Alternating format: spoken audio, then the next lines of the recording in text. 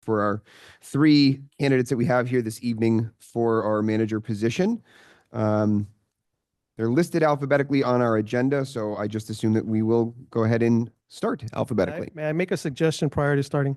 Sure. So while I have some candidate-specific questions, I also have some of the same questions for each candidate. Okay. I think it would be a disadvantage to the first person coming up if the other candidates hear those questions and then have an opportunity to think through the answers. Okay. So what I would suggest is that the candidates that are not being interviewed, perhaps go to the log cabin and wait for, I don't know how you guys feel about that. I was going to echo the same sentiment. Just you said log cabin at Village Hall. I would also suggest that maybe we institute a time limit per commissioner. You know, we said we'd do an hour. Yeah. We would do an hour per candidate. Thank you very much. Say we do an hour per candidate, perhaps 10 minutes per commissioner for questions for the remaining 50 minutes. So that way each commissioner has ample time to get their questions in. I don't have a problem with that as long as that the candidates know not to be dragging out their answers. Yeah, well, And you're not going to get any questions in. I think that we have to have some time limits. Otherwise, one commissioner will ask questions and no other commissioner will get questions in. I think that makes sense. And I think that our manager candidates know that efficiency is important. So I think that works. If the commission wants to have a consensus on that, to kind of go one candidate at a time and have our other two candidates just temporarily be excused. Do we have a consensus on that? Will we be allowing each one of them introduce themselves for a certain period of time? We'll Yes. do this individually as well. I think that was, what did we say? Did we say 10 minutes? We said 10 minutes. 10 minutes for each person to do kind of their introduction. And then we'll take the remaining, what did we say? The remaining, An hour per candidate. right. So remaining 50 minutes per candidate to have the commission ask questions. And I think that that's probably the best way to do it. Do we have consensus? That'll sound good. Okay, great. Perfect. So that'll be our order. We'll start with our presentations. So first on our alphabetically listed candidates is our interim, Mr. Childress. So I'd ask that Mr. Cosio and Mr. Leonard, if you would be comfortable with it, following our interim chief to just hang tight for us, please. Very good. Thank you, gentlemen.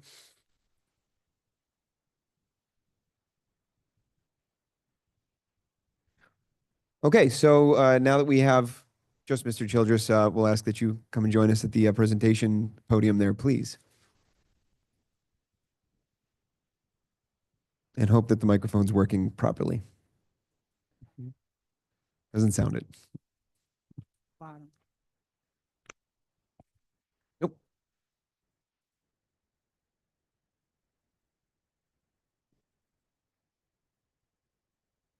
There we go. Good evening, Mr. Mayor, members of the Village Commission. Thank you for this opportunity to first apply for the position and tell you a little bit about myself. It starts when my wife and I moved into the village back in 1983, 1984, when we purchased a duplex on 119th Street. And about that same time, I was working for Miami-Dade County, beginning my career in local government and county government. Started with the Miami-Dade County Building Department, where I rose to the Chief Enforcement Officer, where I was the Chief Enforcement Officer first on the zoning section, and then I was transferred to the Contractor Licensing Enforcement section right prior to Hurricane Andrew. And we went from 2 investigators to some 50 investigators after Hurricane Andrew. And we dealt with hurricane contractor licensing, enforcement, and fraud, hurricane fraud after Hurricane Andrew. And we were part of a multi-agency task force dealing with construction fraud. And the task force was led by Kathy Rundle. And we were very successful in that time limit in returning over $1 million to homeowners that were victims of hurricane fraud. From there, I was called by the city of Miami Beach. They had an opening for a director position for the director of the newly formed Department of Code Compliance.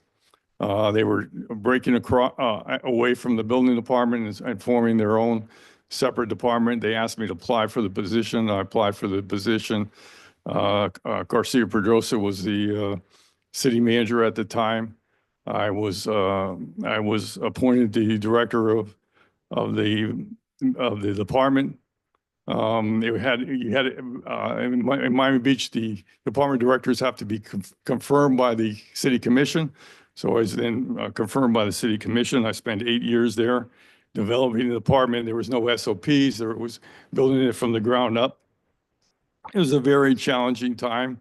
It was during the transition from the Art Deco days to what you see now that's going on in South Beach and in Miami Beach. We were all Lincoln Road at the time was being converted, and we had 24-hour assignments in Miami Beach. So we had a night shift, a day shift, and an evening shift. And we also started during that time we started evening code compliance hearings, and that's where I got my experience with a lot of our code cases during that time. So from there, it was a very challenging time. I loved Miami Beach. Then I got a call from Doral. Doral was formed a new city. I was asked to apply for that position. I knew the mayor of Doral, J.C. Bermudez. He asked me to apply. I applied and was appointed director of that department. And I was there for 16 years. I was promoted from department director to assistant manager and then to deputy city manager. I spent 8 years in the city manager's position. During my time with Miami-Dade County, I took advantage of their tuition reimbursement program and got my master's degree in public administration from FIU. Miami-Dade County paid half of it, which was really a gift back then. And then I had my undergraduate degree was from St. Thomas University in public administration and criminal justice. And I went directly from high school into college. During my time in Doral, they also had a very generous tuition reimbursement program. I was encouraged to go back to school. I went to the University of Miami and got an MBA. They're in their executive MBA program.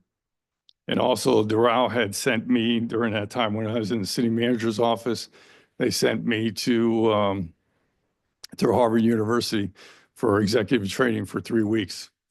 It was very prestigious. There was over 3,500 people who applied for some 70 positions, and I was selected to be part of that class that year. Very rewarding experience. There was people from all over the world that were in the program, and it was just a great experience and very humbling experience. After I left my 16 years with the city of Doral, I left for a year, and I wanted to step away from public service for a while. And I went to work for my old alumni, St. Thomas University. And I was the associate vice president. I was in charge over numerous departments. And I did that for a year. A job opening came up for the city of Key West. I heard about it, applied for the city of Key West city manager position. I think there were some 70 applicants for that position. They narrowed it down to 4 or 5 candidates. I was one of the 4 or 5 candidates. They were selected for final interviews. Much like this process this evening, they had a meet and greet with the public, one-on-one interviews with the council. From there, I was selected as the city manager. I spent the last 14 months in the city of Key West. at that time, my contract was terminated after 14 months. If you read the newspapers, the city of Key West, you'll find out what's going on down there now. But after that, I came back, was still living here, and we kept our house here during that whole time. We never leased it out. We just kept it, and we were coming back and forth for doctor's appointments. My wife didn't want to lease it out or sell it, so we kept the property. And the original duplex we held for quite some time until then we moved to 112th Street, and well, we've been in that house on 112th Street now for some 32 years. So in the last 6 months, I've been your interim village manager. So I think during that time, you've gotten to know me and who I am, who my family is. Both my boys chose to do their Eagle projects here in Biscayne Park. We always try to give back to the community, and I was willing to help out in the last 6 months. And now I really enjoyed the last 6 months of assisting. It's been quite a challenge, but it's been a great opportunity. I think you have a great staff here, a very hardworking, dedicated staff, and it was a great opportunity to be part of that staff and to lead them to the next step. But yeah, I think there's still a lot of work to be done. I think this is an important decision for you tonight. I think most of you have had an opportunity to talk to staff. Staff is looking for some stability to move the village forward, and I think that's important. There's been quite a few turnovers in the village manager's office, and I just want to be part of to move it forward. And I think I have the professionalism, the expertise, the knowledge to assist the village. And I love this place. I raised my family here, and that's why I'm willing to be part of it. I thank you for the opportunity to speak to you tonight. I'm running out of time. Thank you. Thank you very much. So we'll go ahead and we'll start with our kind of commission questions, and I'm going to I think maybe just start at the end. Yeah, and work our way this way, if that's all right. Okay. So Commissioner Huntington. So, Al, my first question, I'm going to pass over because you did a great job at explaining it, but I will state it just for continuity. It was, what made you interested in this position of village manager here in Biscayne Park? I think you explained that very well, and your passion for the community and your time here. So I'll skip into my second question. Was, please outline your reasons why you would be successful as the next village manager of Biscayne Park. Well, I think the last 6 months have shown to you that the abilities that I have to keep the village moving and to make sure your projects, you have numerous projects that you want to complete, and to make sure those projects are complete, and then working with your excellent staff to make sure that we're meeting the goals of the commission. Thank you. My second question is, one of the unique things about Biscayne Park is our close-knit community with a small but dedicated staff. How would you utilize your experience to complement this community and our workforce? Well, I think you got to, I try to lead by example. So I'm not going to ever tell anybody else to do something that I won't do myself. And I think we've had several discussions where I've talked about making sure that each of the department directors feel that they are engaged and have the ability to make decisions themselves. I'm there to assist them, but not really micromanage them, and then to empower them, and to, when I'm not going to be here forever. So when I leave, that they have the ability to just keep the ship running, and don't lose that momentum.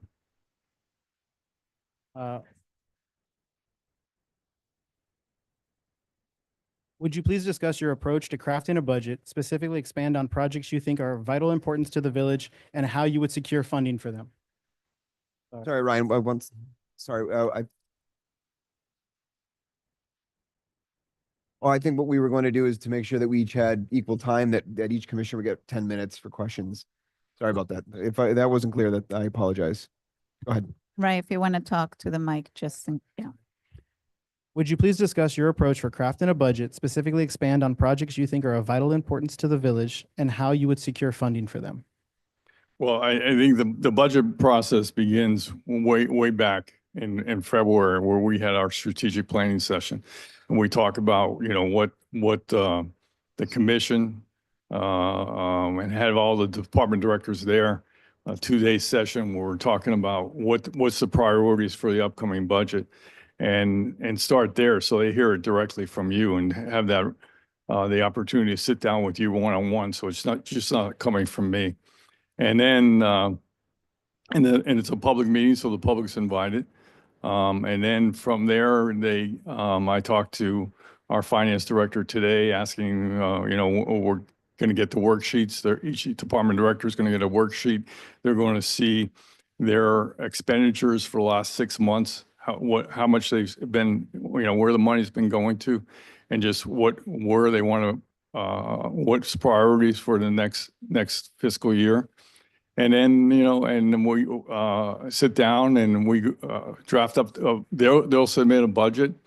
We've already talked about the millage rate. We want to try to keep the millage rate at 9.0. What's the dollar amount for that millage rate going to be? Set out the timelines, when the workshop's going to be, when the two readings are going to be, when we're going to set the millage rate, what dates that's going to be. And then give each of you an opportunity to sit down with each of the department directors before we have even those budget workshops. So you can go over the proposed budget from each department and ask those vital questions so we're not, in the worksheets, you're not really bogged down and you have a sense where the budget's going in those meetings. And I'll close with this question. What do you believe is the biggest opportunities for the village currently, and what is the biggest challenges at this time? I think the biggest opportunities we have right now is that you're at the crest where you can move to the next stage. I think you've got an opportunity now to bring in a professional manager. You got an opportunity to bring in a professional police chief. I think you've got an opportunity now to look at other funding sources that we've talked about in strategic planning, instead of just using, trying to live off your general fund, but look at bonding in the future, and really improving the quality of life for our residents. I think that's, and you've got young families moving in here, which is very exciting to see. There's somebody that lived here as long as I've lived here. That's very exciting to see that young families want to move here, be part of it, are coming back to the community, coming back to Miami Shores, Biscayne Park to raise their families. They love this community. And, I think we have something special here with such a low crime rate, and you can walk the streets at 2 o'clock in the morning and don't have to worry about it. That's very unique in Miami-Dade County. Thank you, Al. Mr. Mayor, that's all I got. Well, you're up. All right. So first, I want to just thank the residents that send in questions. I've been asking for the last week or so for residents to send in questions. So I got one question in, the rest are all resident questions. All right. So just so you're aware. First question and please just be concise because I have got a few questions. So from a scale of 1 to 10, how important do you feel having an active and open relationship with residents is the job of a manager? And what would you do to strengthen that relationship? Yeah, I think that's a 10. It's very, very important. I think what I've tried to do in the last 6 months is make sure that I'm going to all the village events and to be at those village events and to mingle during those events. And Commissioner Huntington had expressed the desire to have a village tent at those events. And I think that's a great idea, so that will be manned by the administration and manned by the commission. But I think I think it's important that I've tried to attend some of the different committee meetings, and I think that's try to continue to do that and make myself available. Perfect. I'm assuming you understand what the role is between the manager and the council. How would you deal with a council member you don't see eye to eye with or get along with? Well, I think it's important to try to build consensus, and I think it's important that I understand my role and what my role is under the charter, and I make sure that they understand their role, what their role is under the charter, and that I think that's where the problems come is when those lines are crossed, and I always try to I understand very well what my role is, and I don't cross that. BP is a village with limited resources. Please tell us how you would generate additional revenues through leveraging existing assets or otherwise without putting undue burden on the community. Well, I think you're always looking for grants, for grant opportunities, and looking for ways to save cost, and making sure that your department directors know what a limited budget we are and what a small city we are, and that's important that and I think we've got department directors that understand that. Also, I personally looked at ways that I can cut my costs, and I know the mayor flew to Tallahassee on his own dime and stayed at a hotel on his own dime. And if he's willing to do that, then the rest of us need to make sure that we're keeping our costs down. Okay. So, Next question. Our city trees are a significant asset gifted to us by previous Biscayne Park residents. How will you work to maintain and add to our city's canopy given our limited financial resources? well, we talked about what trees we could get donated, and working with the Parks and Parkways Board. I think that's important to meet with that committee. That's why that committee's there, and to work directly with them to get the input from them. Okay. You've had several hostile work environment allegations made against you by former staff. No allegation to date has been proven. How can you assure the council, community, and staff that you will treat staff with the dignity and respect that they deserve? I think if you ask any of the department directors now how they're being treated, they'll tell you that none of those allegations were anywhere near accurate. And if you talk to any of the people that have worked with me in the past, they'll always tell you that I treated them professionally. I may be direct and forward, but I treated one with kindness and respect. You've come from large cities where you've had the capability to delegate frequently. BP is a small village that does not have the same resources. The manager here has to wear many hats. Are you prepared and willing to do your part and work the necessary time to achieve positive results? Yeah. So I think in the last 6 months, I've proven that. I've been in the village, and some of you have seen me on Saturdays and Sundays trying to get the job done, because you can't get it done on a 40-hour work week. We're just wearing one hat. You got to wear many hats, but I can't do everything, but I need some help somewhere, but I try to do as much as I can. And then the last question, I got time, so I'm able to squeeze it in. Do you feel it's important to have staff involved and fully engaged? If so, how do you accomplish that? Yeah, well, I think I already answered that by saying you empower your directors, and to make sure, ask them for input. Anytime the decision's going to be made, you ask for their input and what they think. So just making it on your It's own. through the directors. It's not staff altogether. Well, the directors are overseeing those departments. So those departments should be engaged, and the directors should be engaged in their staff. All right. That pretty much covers it. That's all I got. Thank you, Al. Thank you. Thank you. Good evening, sir. Why do you want this job? Why do I want this job? Simple question. Why do you So want this job? Commissioner, I've lived here for 40 years. I've seen the turmoil that's happened. I was here when we didn't have a village manager. We had a strong mayor form of government. That worked under Mayor Burke. When Mayor Burke left, that kind of all fell apart. Except my wife, who was mayor for some time, I think she did a great job.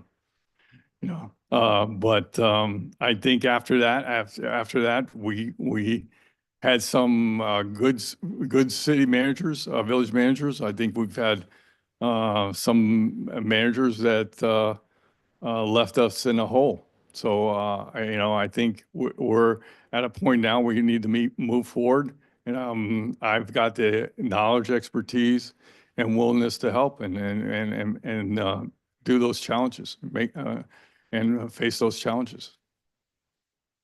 Our charter gives the village manager a great deal of decision-making and financial authority. We have had several significant issues come up that were not discussed with the commission or the residents prior to taking action. There was a strong reaction to the way things were handled. What is your proposed plan for action in the future? Well, Commissioner, even those items that are within my authority, I think the spending limit on my authority is $10,000. Even the items that were under my authority, $5,000, we had brought in a consultant to fix the minutes of the meetings. That was $5,000. I put that I could have signed that agreement myself, but I put it for transparency reasons. I put it on the agenda for your approval. I've done that with many items, and I will continue to do that.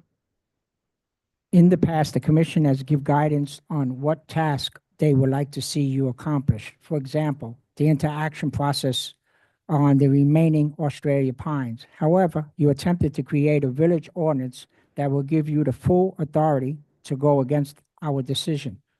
Would this behavior continue, or how would you plan on ensuring for carrying out our directives? That ordinance, the direction did not come from me, Commissioner. I had no input in that ordinance. If elected for the permanent village manager position, how would you address concerns that your interim tender raises doubts about your ability to lead impartially and effectively? Could you say that again, Commissioner? I didn't- Yes, I'm sorry. If selected for permanent village manager position, how would you address concerns that your interim tender raised doubts about your ability to lead impartially and effectively? Well, I think every day I make a commitment to do the very best for this village, because as a resident, I want the very best, and I'll continue to do that. How do you assure the voices of the residents and the community stakeholders are meaningfully incorporated into your decision and policies? Commissioner, I made my cell phone available on the website. It's in all my email addresses. I got residents calling me on my cell phone all the time. I've made myself very available. I live here in the park. I don't think it's any secret where I live. I've had people knock on my door even before I was become village manager. So I have that open door policy, and I'll continue to have that. Looking back at your time as interim leadership role, what decisions would you reconsider or approach differently if given the opportunity? Well, I think that hindsight is 20/20, Commissioner. But I think every decision I make, I give a lot of thought into it. I talk to other people about before I make a final decision. I try to weigh in all the different decisions, and most of the decisions I don't make on myself. It's direction of the commission. I bring it before the commission. So there's very few decisions that I make on myself, but I try to make the best decision. I make the decision as if the Miami Herald is standing right next to me. Can you walk us through a typical day in your current role? To what extent are you personally involved in executing daily responsibilities as opposed to delegating tasks to your people that are under you? Well, Commissioner, my daily calendar, which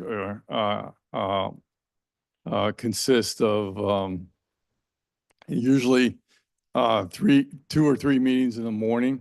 And then my afternoon meetings start at 2 o'clock, and some of those, I have 4 o'clock or 5 o'clock meetings. And then I try to, after 5 o'clock, I'm trying to respond to emails or phone calls that I didn't get to during the day. And then on Saturdays, I usually come in on Saturdays to work on memos or LTCs and get those out and catch up that stuff that I didn't finish during the week. Describe your relationship with the current village commission. Have there been any challenges aligned to your management with their priorities? I think there's been a lot of challenges, and I think I'm sure there's going to be challenges in the future, but that's all part of the job.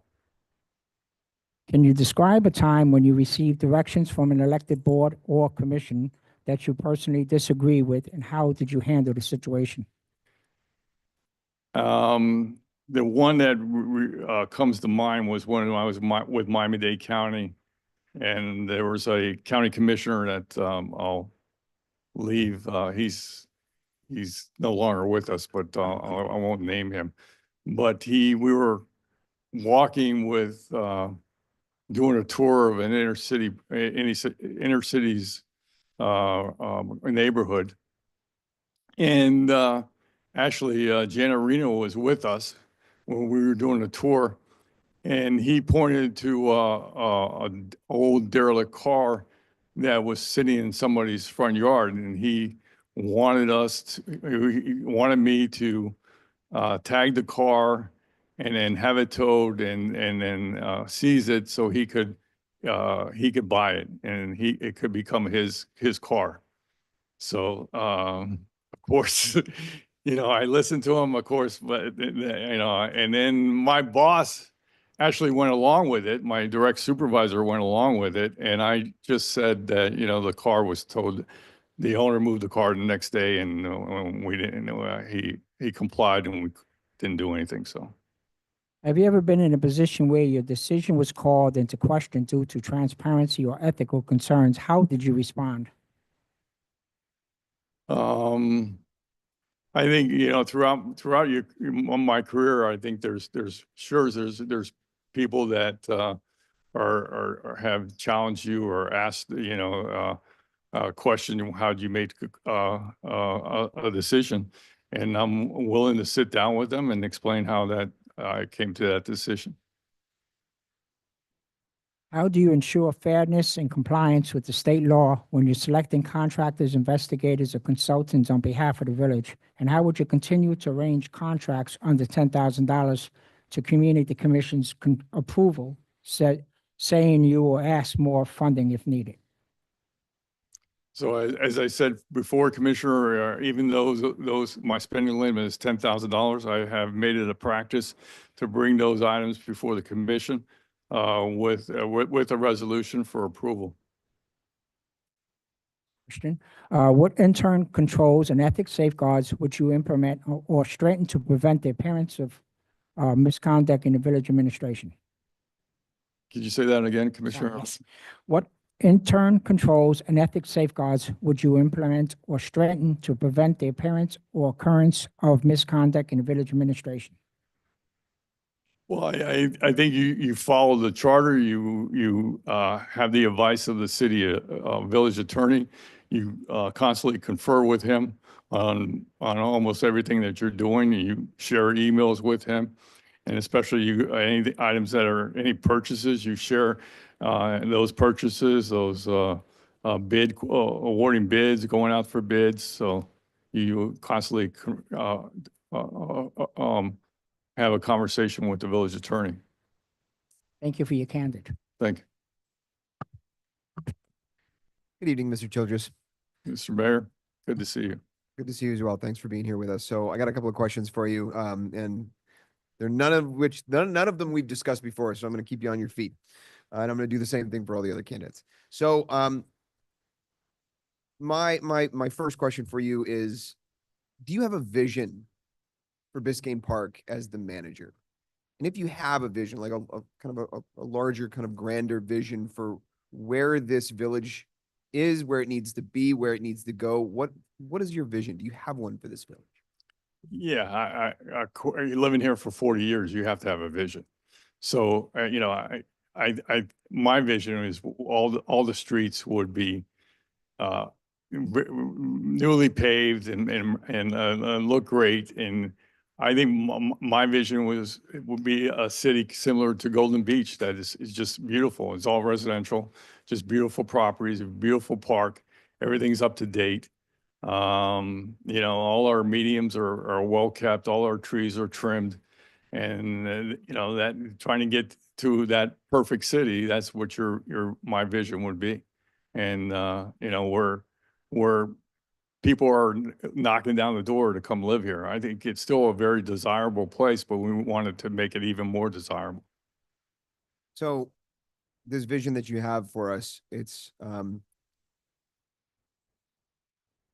do you achieve that? How do you achieve that vision, and how do you ensure that the commission, the residents, and the employees of the departments, how do we ensure that there's a buy-in to that vision?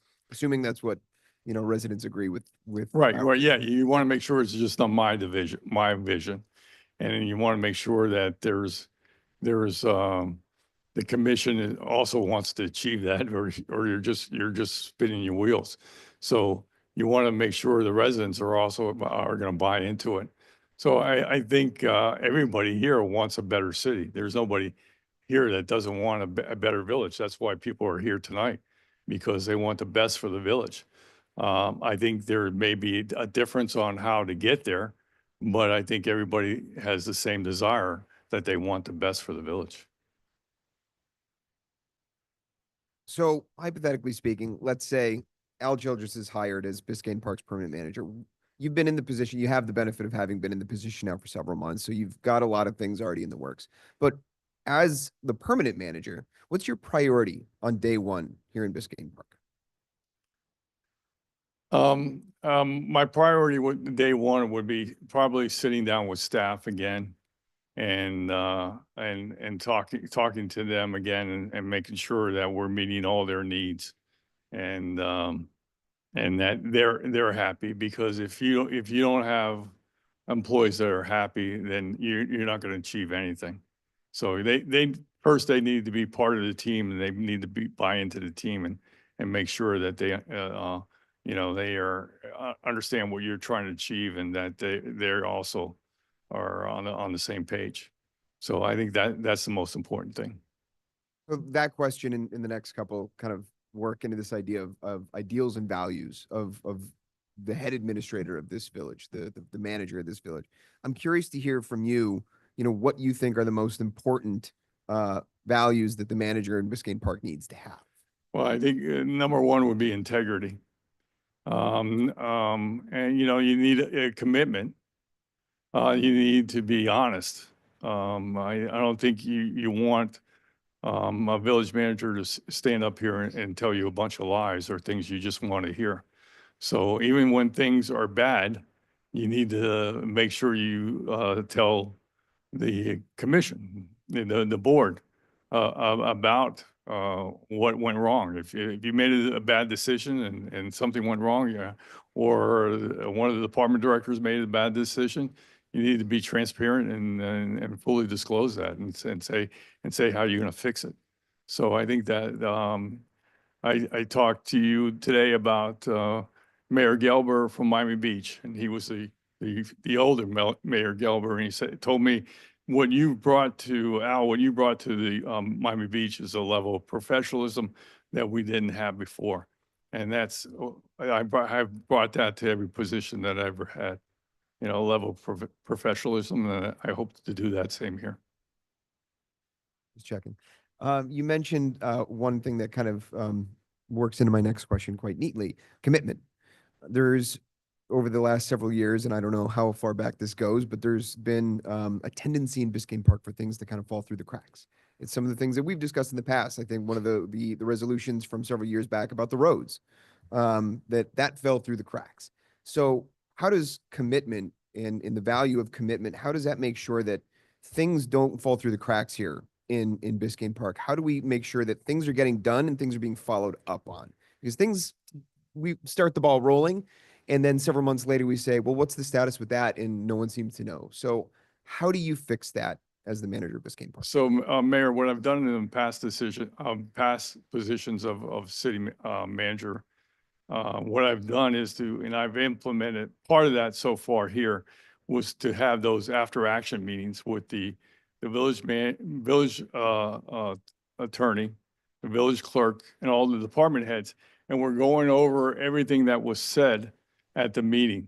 And even the comments of the 3-minute comments, to make sure that we capture everything during the meeting, and who's going to sign it, if it's an overlap, who's going to take the lead, maybe it's Public Works and Police Department, who's going to, on that very issue, who's going to take the lead and make that assignment.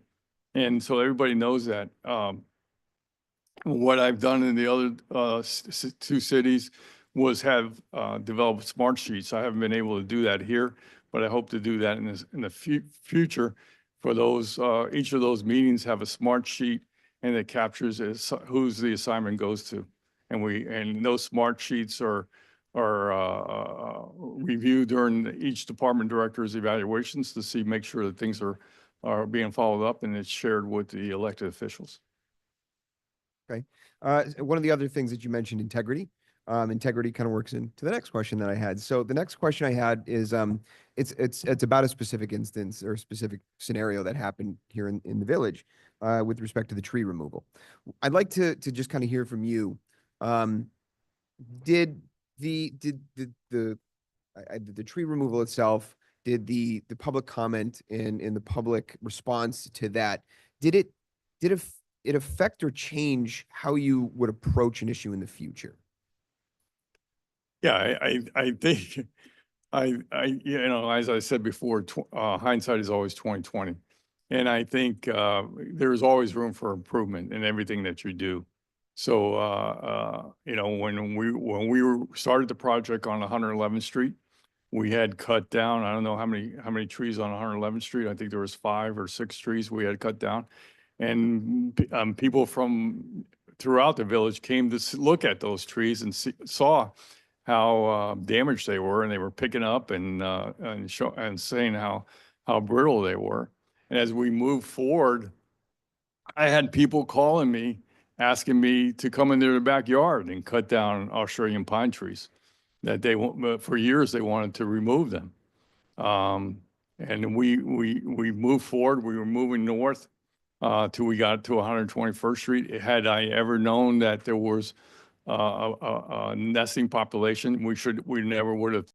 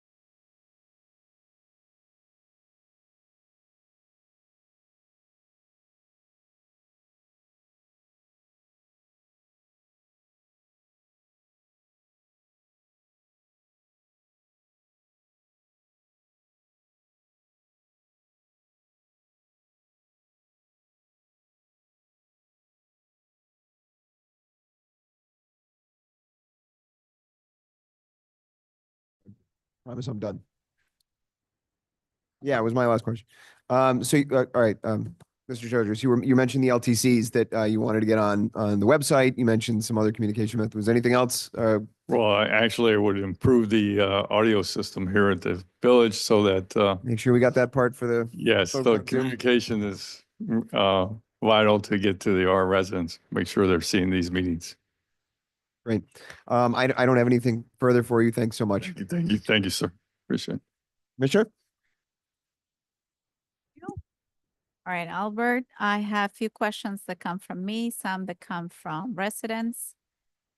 And I've kind of split them in pieces. I'm going to start with commitment and motivation. So you've had the opportunity to see the village's strength and weaknesses from the inside. What motivates you to want this position long-term?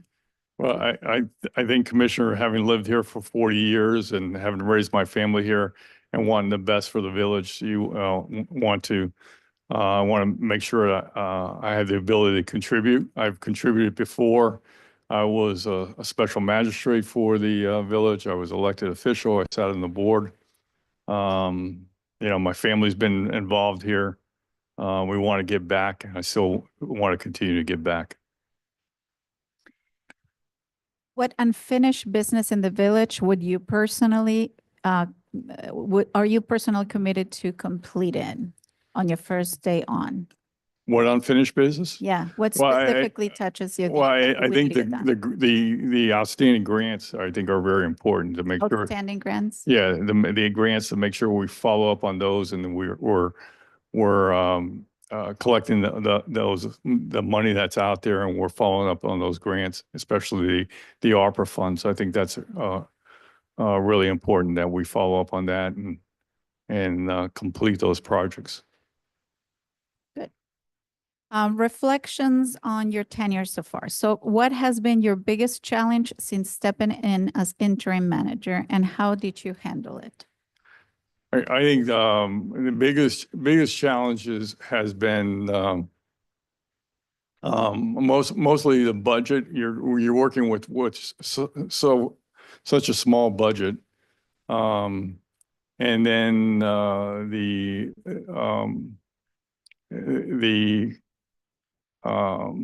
things that went on in the police department, trying to move them in a different direction that they were going in.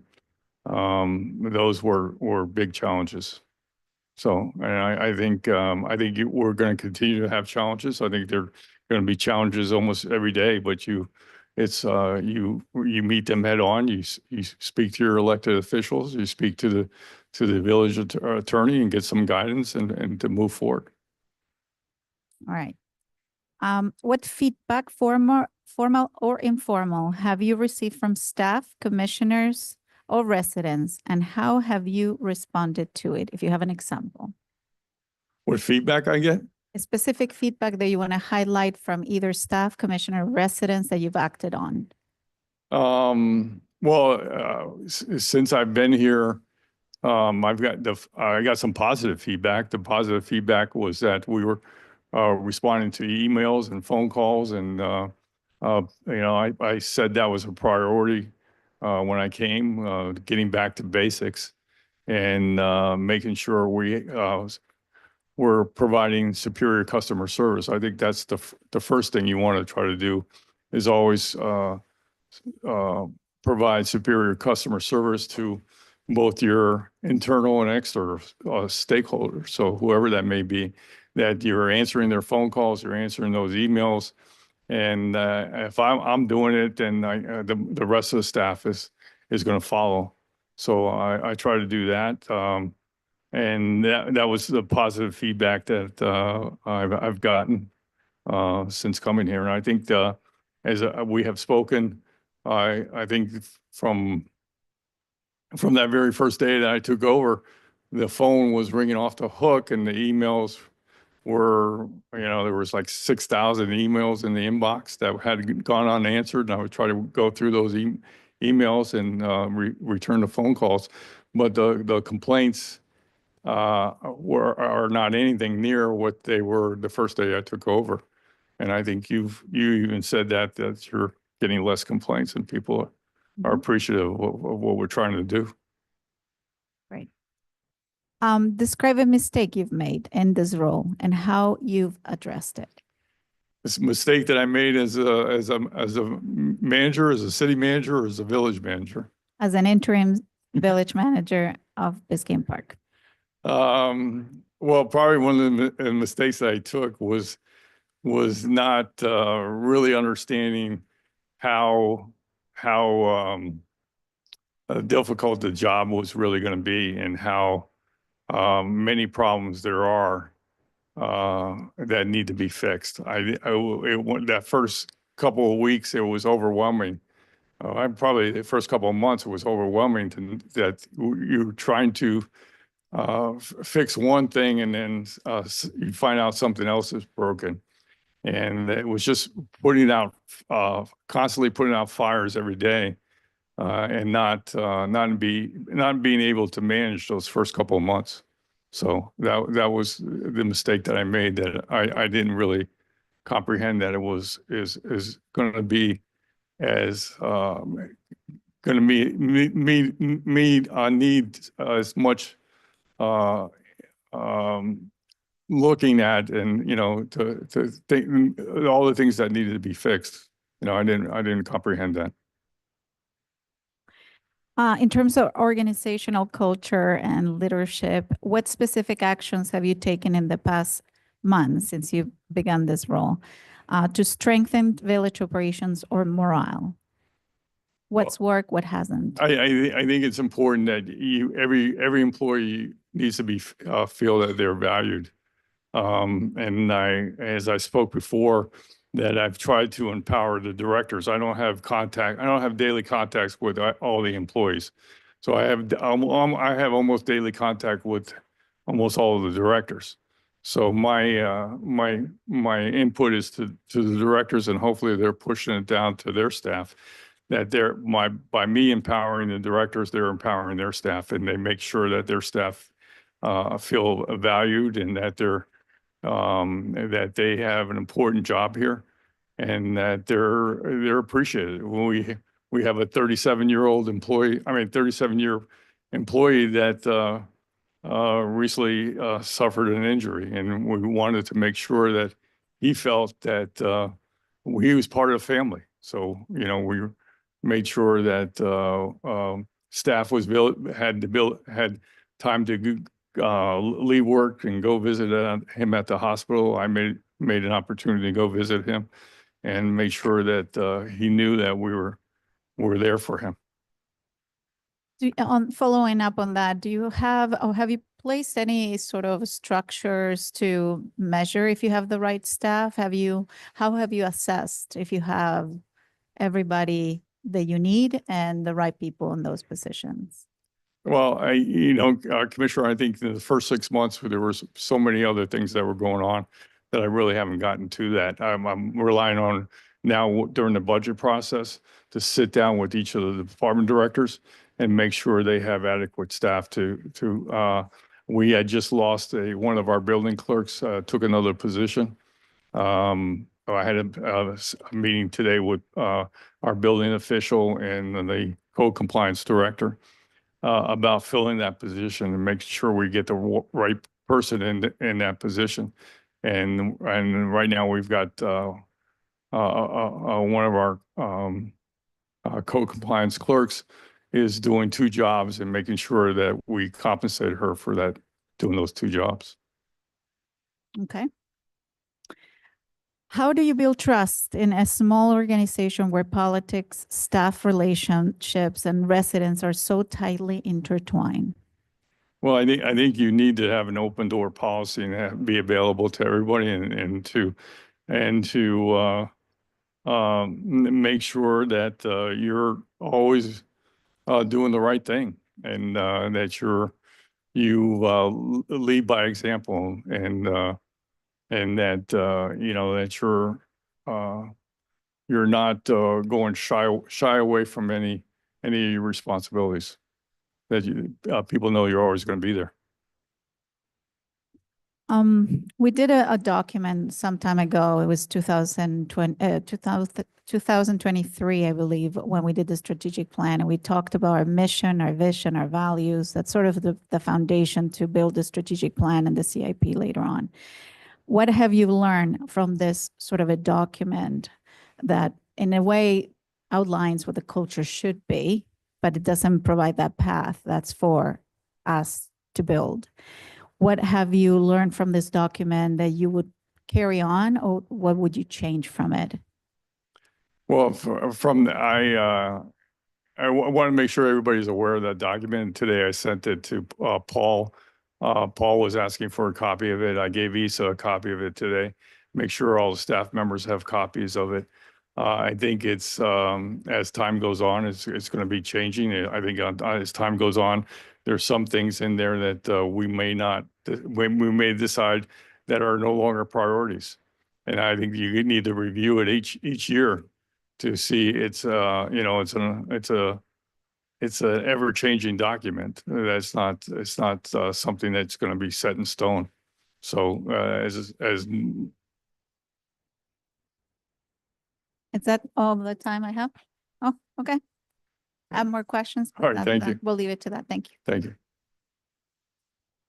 Okay, missions had its time. Mr. Tojas, thanks very much for answering our questions.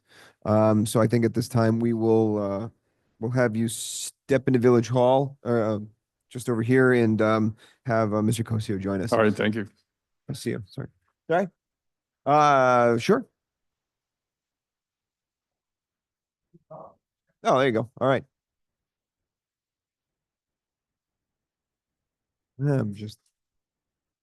I'll get it.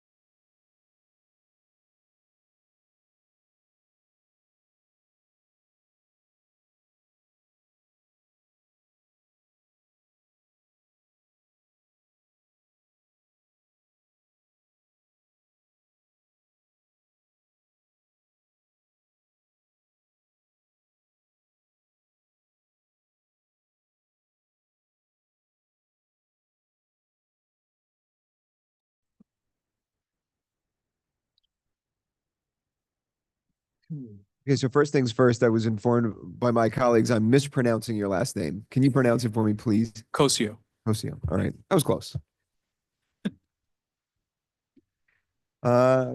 Did we get Brad back?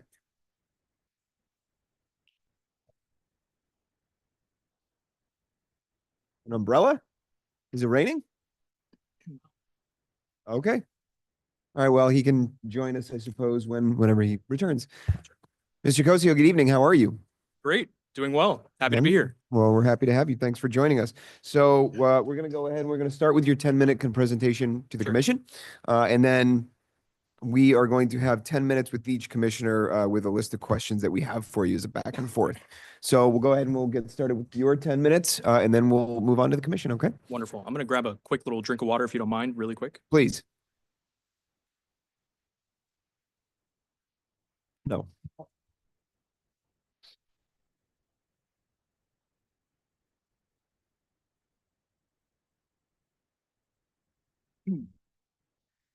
Good evening, Mayor, Commissioners, and residents. My name is Leo Cosio. I am here today to share with you why I believe I am the best candidate to be your next village manager. I was born and raised in South Florida, moving between Kendall, Westchester, and Sweetwater. My mother graduated from Barry University with a degree in nursing, and both my parents have been business owners in the medical space. I graduated from Belen Jesuit for high school and went on to graduate from FIU with my bachelor's in communications and political science. I am also finishing a Master of Public Administration and Policy at American University this summer. While at FIU, I became very involved in student affairs and served as president of the student government for the North Campus. It was an early insight into managing staff, overseeing about $1 million in student fees, and learning the importance of negotiation and compromise in our two-campus system. Towards the end of my senior year, I had the amazing opportunity to intern at the Library of Congress and began developing my DC network. Upon graduating from FIU, I founded the Young Alumni Community, which today continues to advocate for all FIU graduates ages 35 and younger, with programming, professional development, and an opportunity to stay connected to their alma mater. I refined my communications background at WSVN 7 News, working as a news writer, where I took a personal interest and enjoyment in simplifying complex stories for a TV audience. After 3 years there, I realized I no longer wished to pursue a career in news reporting, and I joined the team at North Bay Village, just down the street from the news station. In the 3.5 years that I've been there, I've served under 2 village managers with very different styles, allowing me to see what works and what doesn't. As chief of staff to the village manager, I've been intimately involved with communications, grants, legislative appropriations in Tallahassee, parks and recreation, budgeting, intergovernmental relations with other cities, and Miami-Dade County agencies like Durham and Mayor Cava's office. I'm also very familiar with officials at the Florida Department of Transportation, which we've had to work with extensively, given that the main road in North Bay Village, Kennedy Causeway, is also State Road 934, similar to your Northeast 6th Avenue, which is State Road 915, extending all the way from Northeast 183rd through the village south to merge with Biscayne Boulevard.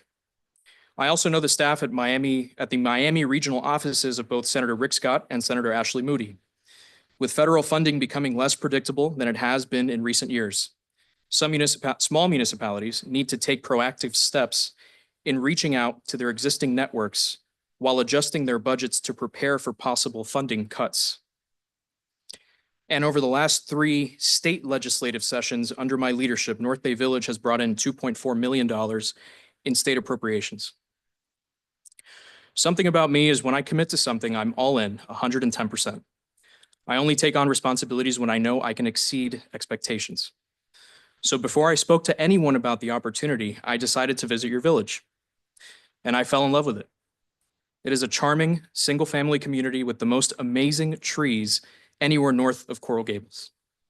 I parked my car at the Burke Rec Center and walked all the way here to the log cabin. It was special. As luck or fate would have it, I ran into a dear friend and his mother who were walking their dog in the area. He is the legislative aide to a well-known state representative. He told me he and his mother have lived in the village for 10 years and they love it. I then had a chance to speak to Mayor Groth, who I had previously met at a workshop of the Coastal Mayors of Biscayne Bay Group, which was founded by the former mayor of North Bay Village, and which will be meeting here in the log cabin tomorrow morning for another conversation of how even interior municipalities play an important role in the health of our bay and our South Florida ecosystem, especially via the C8 canal, which I know will be a topic of discussion tomorrow.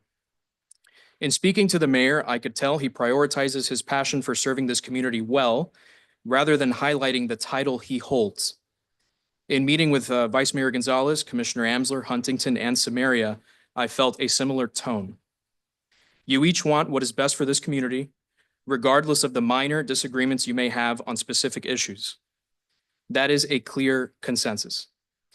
It is a group of elected officials I would be honored to work alongside to serve this village. Lastly, I spoke to a dear friend and mentor, Mario Diaz, your former manager, who before that role served in my current position as Chief of Staff in North Bay Village.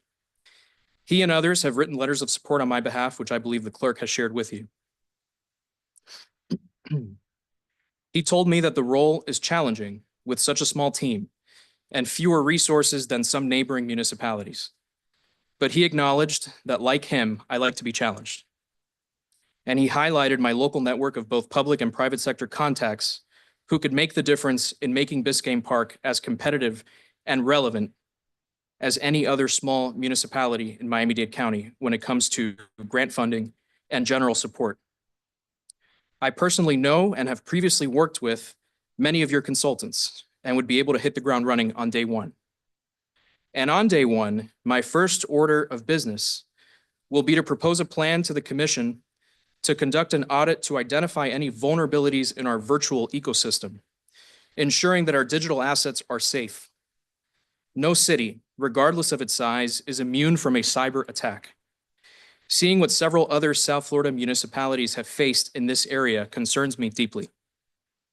This village would not be able to afford any kind of ransom payment if our digital assets were to be compromised or held hostage by a bad actor. Beyond cybersecurity, I want to address traffic management and pedestrian safety. Working with FDOT has taught me that state road coordination requires persistent advocacy and creative solutions. I will prioritize implementing traffic calming measures where appropriate and ensuring that every infrastructure upgrade we pursue incorporates pedestrian-friendly design from the beginning. I've also noticed during my walks through the village that we need updated street signage in several areas. Clear, visible street signs aren't just about navigation. They're about public safety and projecting an image of a well-maintained community that takes pride in the details. This village has an opportunity to establish its unique branding and enhance its community identity and reputation. With the commission's support, we will bring residents into this process and give them a reason to really feel proud of living here. We can build the village's external profile through strategic branding efforts, increased regional representation, and cultural programming that showcases what makes this community so special. The Burke Rec Center needs some TLC. In budget-constrained communities like this one, success comes through creative partnerships, public-private collaborations, volunteer programs, and strategic grant applications to funding sources like FERDAP, the Florida Recreational Development Assistance Program. The cycle is coming up this September. I took several pictures during my walks around the area showing some immediate sites that we can improve, like the tot lot and the playground. These amenities are not just recreational spaces, they are the heart of your community, and they attract and retain families who want to call Biscayne Park home. If selected as your village manager, I will hold several town halls during my first few weeks to hear directly from residents about their priorities and concerns. It will be an opportunity for residents to get to know me and my approach for serving this community. These won't be formal presentations from behind a podium. They will be genuine conversations about what's working, what isn't, and where we want to go together. I believe strongly that elected officials and administration each have a role to play in the success of a municipality. It is a similar role, but necessarily different. Count on me to be fully transparent with you and with our residents, ensuring that all of you are heard and your individual needs are addressed in a timely manner without playing favorites or prioritizing any commissioner's goals over any other. That philosophy goes the same for residents. Count on me as your village manager to keep essential services as efficient as possible. Only when those basic needs are met, ensuring potholes are filled, parks are clean, and streets are safe, can we then innovate and really elevate Biscayne Park to new heights. Thank you for the opportunity and thank you for your time. Came in just under. Thank you very much. So we're gonna go ahead and we'll just kind of go down the line, which is what we just did. So I'm just gonna stay with the same process. So Commissioner Huntington, if you want to go ahead and get us started, please. Thank you, Mr. Cosio. Thank you for being here. Thank you for your presentation. My first question is, you mentioned a little bit about it. Please expand on what made you interested in the position of village manager here in Biscayne Park? As chief of staff now in North Bay Village for 3.5 years, I think it was a natural fit for me. I think this transition is very doable. It's very feasible. I think I have the connections and the network necessary to do a really great job. And that's exactly what I want to do. Please outline some of your reasons why you would be successful as the next village manager here in Biscayne Park. So I think the main thing is my network. I plan to really leverage that. And it's since my time as a student government president at FIU, I've been able to develop this very wide network of folks, both public sector and private sector. So I am just eager to lean on them as well and kind of see get subject matter experts involved with different projects that I may not know everything about, and I'm happy to admit that, but you have to identify who the right folks are to look at these different issues. I think beyond that, to be honest with you, I have no other, I have no business. I'm not a business owner. I have no family. I have no children. I think that gives me a lot of free time and I'm able to dedicate more of my time to this kind of position, which I think requires it. One of the unique things about Biscayne Park is our close-knit community. With a small but dedicated staff, how would you utilize your experience to complement this community and our workforce? In my experience, even from a slightly larger municipality, I still say it's a small municipality. We all wear many different hats. And I think that's probably the same case here. I think leaning on some consultants to help us kind of navigate these different things, but also seeing where our staff's strengths and weaknesses are, I think is really important, making sure that people are doing the job that corresponds best to them. So in the first few months that I would hold this position, I would definitely work on identifying what those things are in coordination with our staff to see if people, are in the right place and how I can personally help them get there. Would you please discuss your approach to crafting a budget, specifically expand on projects you think are of vital importance to the village and how you would secure funding for them? Sure. So I think the main thing, which I think we spoke about, was your roads. I think the county could be of huge help with that through a county incentive grant program that they have great relationships with Commissioner Steinberg's office, which also represents you all, and as well as transportation alternatives grants. So that's roads. I think that's very important. And I think your parks and rec facilities, I think, are also very important. I think we can look at, like I mentioned in my speech, we can look at different grant opportunities for that. But I'm just very eager to see where our dollars are being spent and kind of doing my own audit of your budget now as the season comes up and seeing if we can kind of move some money around to satisfy what the main priorities are for those different categories. And finally, my final question is, what do you believe are the biggest opportunities for the village currently, and what is the biggest challenges at this time? I alluded to it in my speech. I think right now, you all would really benefit tremendously from really getting the name of the village out there. And I think, at least I've seen the mayor at different things. I'd love to see the rest of you out there. I'm sure you have been. But I think that's so important, is developing these relationships, not just in my position as hopefully your village manager, but as elected officials. Like, there's just so many different opportunities for you all to network with other municipalities, with the county, with state officials and beyond. And that can be leveraged later on for these different grants that I'm talking about, just general help whenever we need it. If there's a storm that we need emergency resources for, all those things have to do with the kinds of relationships that we all can build together. Yourselves as elected officials and myself, hopefully as your manager. Thank you. Thank Mr. you. Mayor, that's all I got. Thanks. Okay. Hey, Leo, how are you? Here, Art. All right, so I'm going to tell you the same thing I told the previous.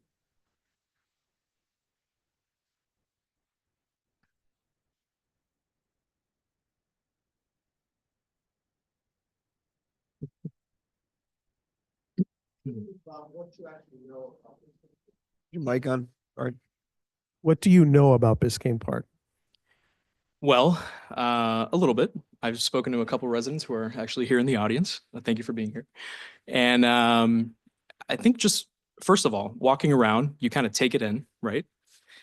And I've learned that you have not always had a manager council structure. I think that's more recent than I guess the average person might realize, since you all have been around since 1933 and that beautiful seal that's behind you. I think that you are not, how do I say this? Some may see you as too small to be anything, and I think that's incorrect. I think that you all have so much potential.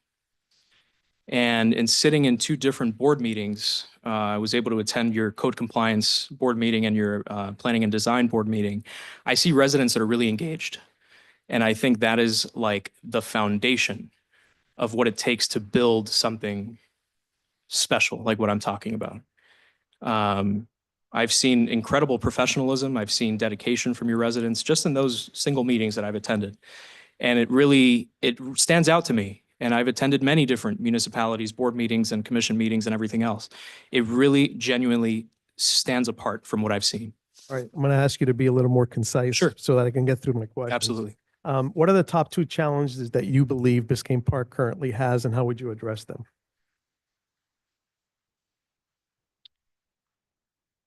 I think the main issues you currently have are that you maybe are not taking advantage of the many different opportunities that are out there for funding. That's one. And I think secondly, I think your communications could be a lot better to residents and externally. From a scale of 1 to 10, how important do you feel an active and open relationship with residents is to the job of a manager? And what would you do to strengthen that relationship? 10, absolutely. 12. Again, that's the foundation of what it takes to run a village. I am happy to give out my personal phone number to folks. I'm happy to have a very, open door policy, open line of communication, not just with you all, but with any resident that wants to come to my office and talk shop. Okay, how would you deal with a council member you don't see eye to eye with or get along with? There's only so much I can do as far as presenting the information that I have. And I would lean on my team for that, the village attorney and others, to just educate you as much as possible and for you all to make the best decision that you possibly can. I don't see a possibility where I wouldn't get along with one of you. It would be policy related. It wouldn't be on a personal level at all. So I think just kind of talking through it, that's my style. I'm going to figure it out with you. We're going to sit down one-on-one. We're going to hash it out. All right. Okay. I haven't been here that long. I've seen some stuff. I've seen some stuff. BP is a village with limited resources. Please tell us how you would generate additional revenues through leveraging existing assets or otherwise without putting undue burden on the community. Yeah, I think I covered it. Looking at the budget, seeing where the money's going, and beyond that, grants and leveraging my network. Okay. Our city trees are a significant asset gifted to us by previous Biscayne Park residents. How will you work to maintain and add to our city's canopy, given our limited financial resources?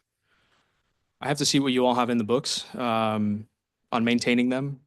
I certainly want to get residents' input on, where they feel attention should be kind of, most addressed. Being a member of Tree City USA and other organizations like it, I think is hugely important. I think trees are one of your biggest assets. You seem to have limited experience in the municipal arena. How do you think you could be effective given your limited experience? I wouldn't call it limited.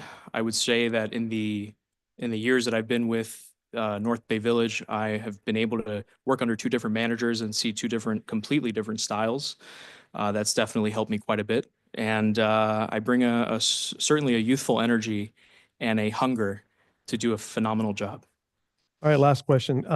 Consistency has been an issue here in the village, as you can imagine, over the years, right? One of the issues that we've had in the past is hiring up and coming talent who have used BP as a stepping stone. If hired, how long do you think you can commit to this village? I can easily commit 4 years to this village and beyond. I think if within those 4 years, if it's something that we either mutually agree or I or you agree that it's just not happening, I think 4 years is probably the time it takes for us to really develop something new and take us to the next level. To give you a very specific number. That's all I have. Thank you, Leo. Good afternoon, sir. Good afternoon. And I just want to say that I enjoyed when I was talking to you you were willing to take as much time as I wanted. Why do you want this job? Wow.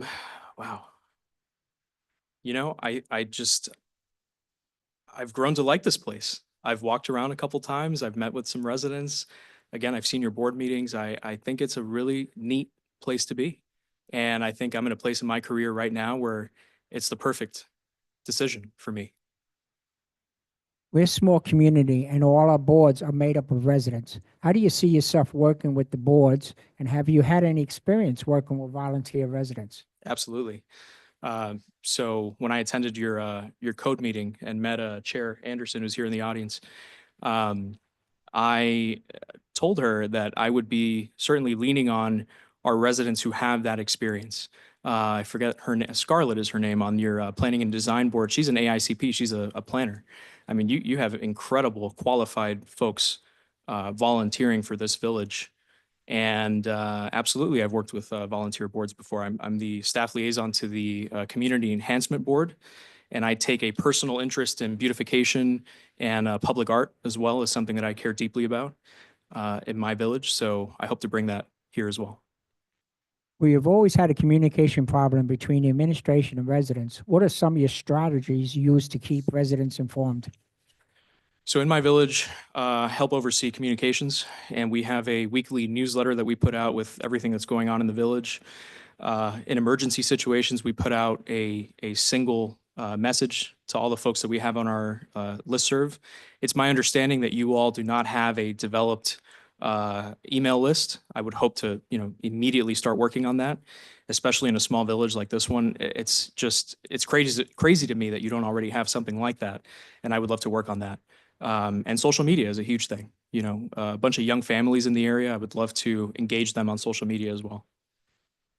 Could you give me some examples of how you would promote transparency with the commission and the residents?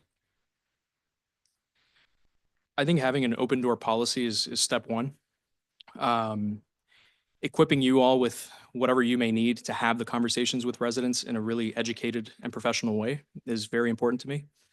I see this really as a team effort. It's not just a me thing. It's not a you thing. It's us working together to make sure that our residents, when they give us input and opinion, that it's as educated as we possibly can make it, and that we just treat each other with respect. Give me a percentage of inside, outside, meaning outside with the residents, inside with the village hall, because we have had in the past where some residents don't even know who the city manager is. So give me a percentage of how much time you would spend outside and how much time you would spend inside. I'd probably say about 70-30, 70 outside in the community, meeting with residents, working on issues, 30% in the office, doing my thing. But I really think it's important. It's important to be out there and listening to their concerns and working on those issues. Commission establishes many goals in the budget process. Many items are not addressed year after year. What would you do to make sure most, if not all, the goals are addressed? Can you give me examples of how you achieve this in your work experience? Can you repeat your question, Commissioner? I Okay, yes, apologize. sorry. This is No the worries. hard one. I No, my bad. apologize. Commission establishes many goals in the budget process. Many items are not addressed year after year. What would you do to make sure most, if not all, the goals are addressed? Can you give me examples how you have achieved this in your work experience? I'm always going to be honest with you. There are some projects that naturally will take several years to accomplish. I think starting the conversation, I think getting residents involved, I think budgeting, doing a first round of budgeting for these kinds of things shows the initiative that you have and that the administration will have to identify what its priorities are in the budget. What are some of your goals for Biscayne Park that you would like to accomplish? Man, I think again, communication is key. I think that's probably one of the first things. Making sure that our residents know what's going on, who they can talk to when they have a problem. Beyond that, infrastructure needs, identifying exactly what those are besides your roads, whether it's stormwater, whether it's drainage. I know there's some flooding issues here and there, so just identifying exactly what those are and working towards them. We're a small community and a village manager must wear many hats. What's your experience with public works, police, and the code? Yeah, I've been fortunate to be a part of every major conversation that's happened in my village. With our police, I have the utmost respect for our law enforcement officers and understanding that that is what keeps our community safe. I know there have been some issues in that department, and I certainly do not want those issues, which are political in nature, to overflow into the other aspects of running this village. I'll say that. And Public Works, we have developed, not me personally, but I've certainly been involved with our stormwater master plan and other initiatives like that, that really show residents the initiative that their commission is taking and that their administration is taking. And I forget the third department that you mentioned. Code. Tough job, very tough job. I'm very fortunate to work with a code enforcement director who understands how to have those difficult conversations with residents when they're telling them what they do not want to hear. So I've picked up on that style, and I hope to bring that over here as well. Okay, this one's a code question. Rank the following code enforcement values. Now, this one I already told you, and I probably have to slow it down. First one is issuing citations and fines to residents who stray from mandatory rules. B, assuring structure soundness of building for public safety and protecting our urban forests. C, being equitable and fair and friendly while giving residents time to comply based on financial and other needs. Which, give me the order, which one, if you So need me to repeat it again. I believe the last one has to do with compliance. I definitely believe that we should be practicing education and compliance rather than enforcement and citations and fines. That's my position. Obviously, at some point, you got to do that, but we're going to do everything possible to not have to do that. And I think, what was the second one you meant? The second one was a structure soundness of a building for public safety and protecting our urban forests. I believe that should be second, sure. And I think the first one is a no-go. Okay. And the last one, how would you handle the tree cutting that has had the residents really upset? One, would you have cut down 100-year-old trees? Two, would you have involved the residents and the public P&B board? And how would you assure that it was done right?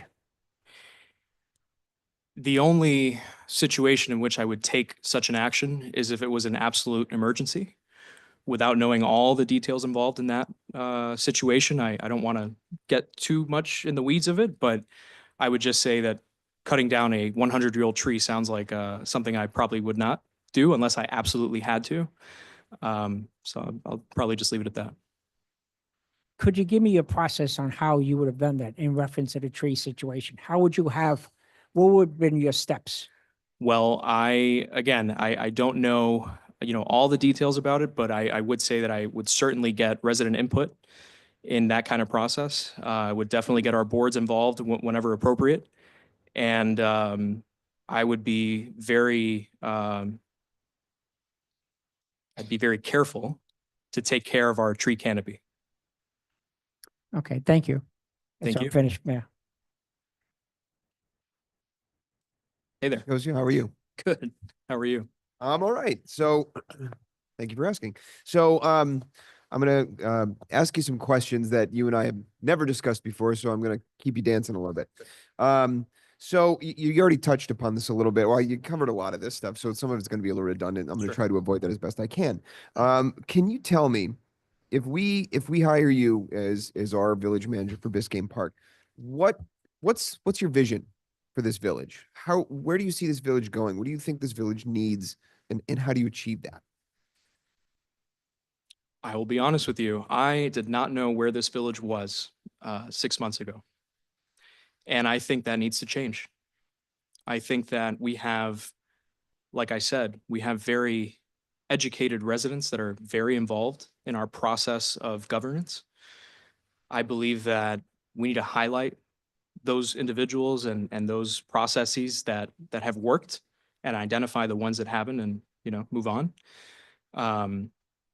I really want to take some time and elevate the profile of this village because again, as I was responding to a previous question, I think it's so important to develop those relationships that come from putting ourselves out there in different organizations at the county level and beyond, and leveraging those into real, funding opportunities and just opportunities to grow the name of Biscayne Park.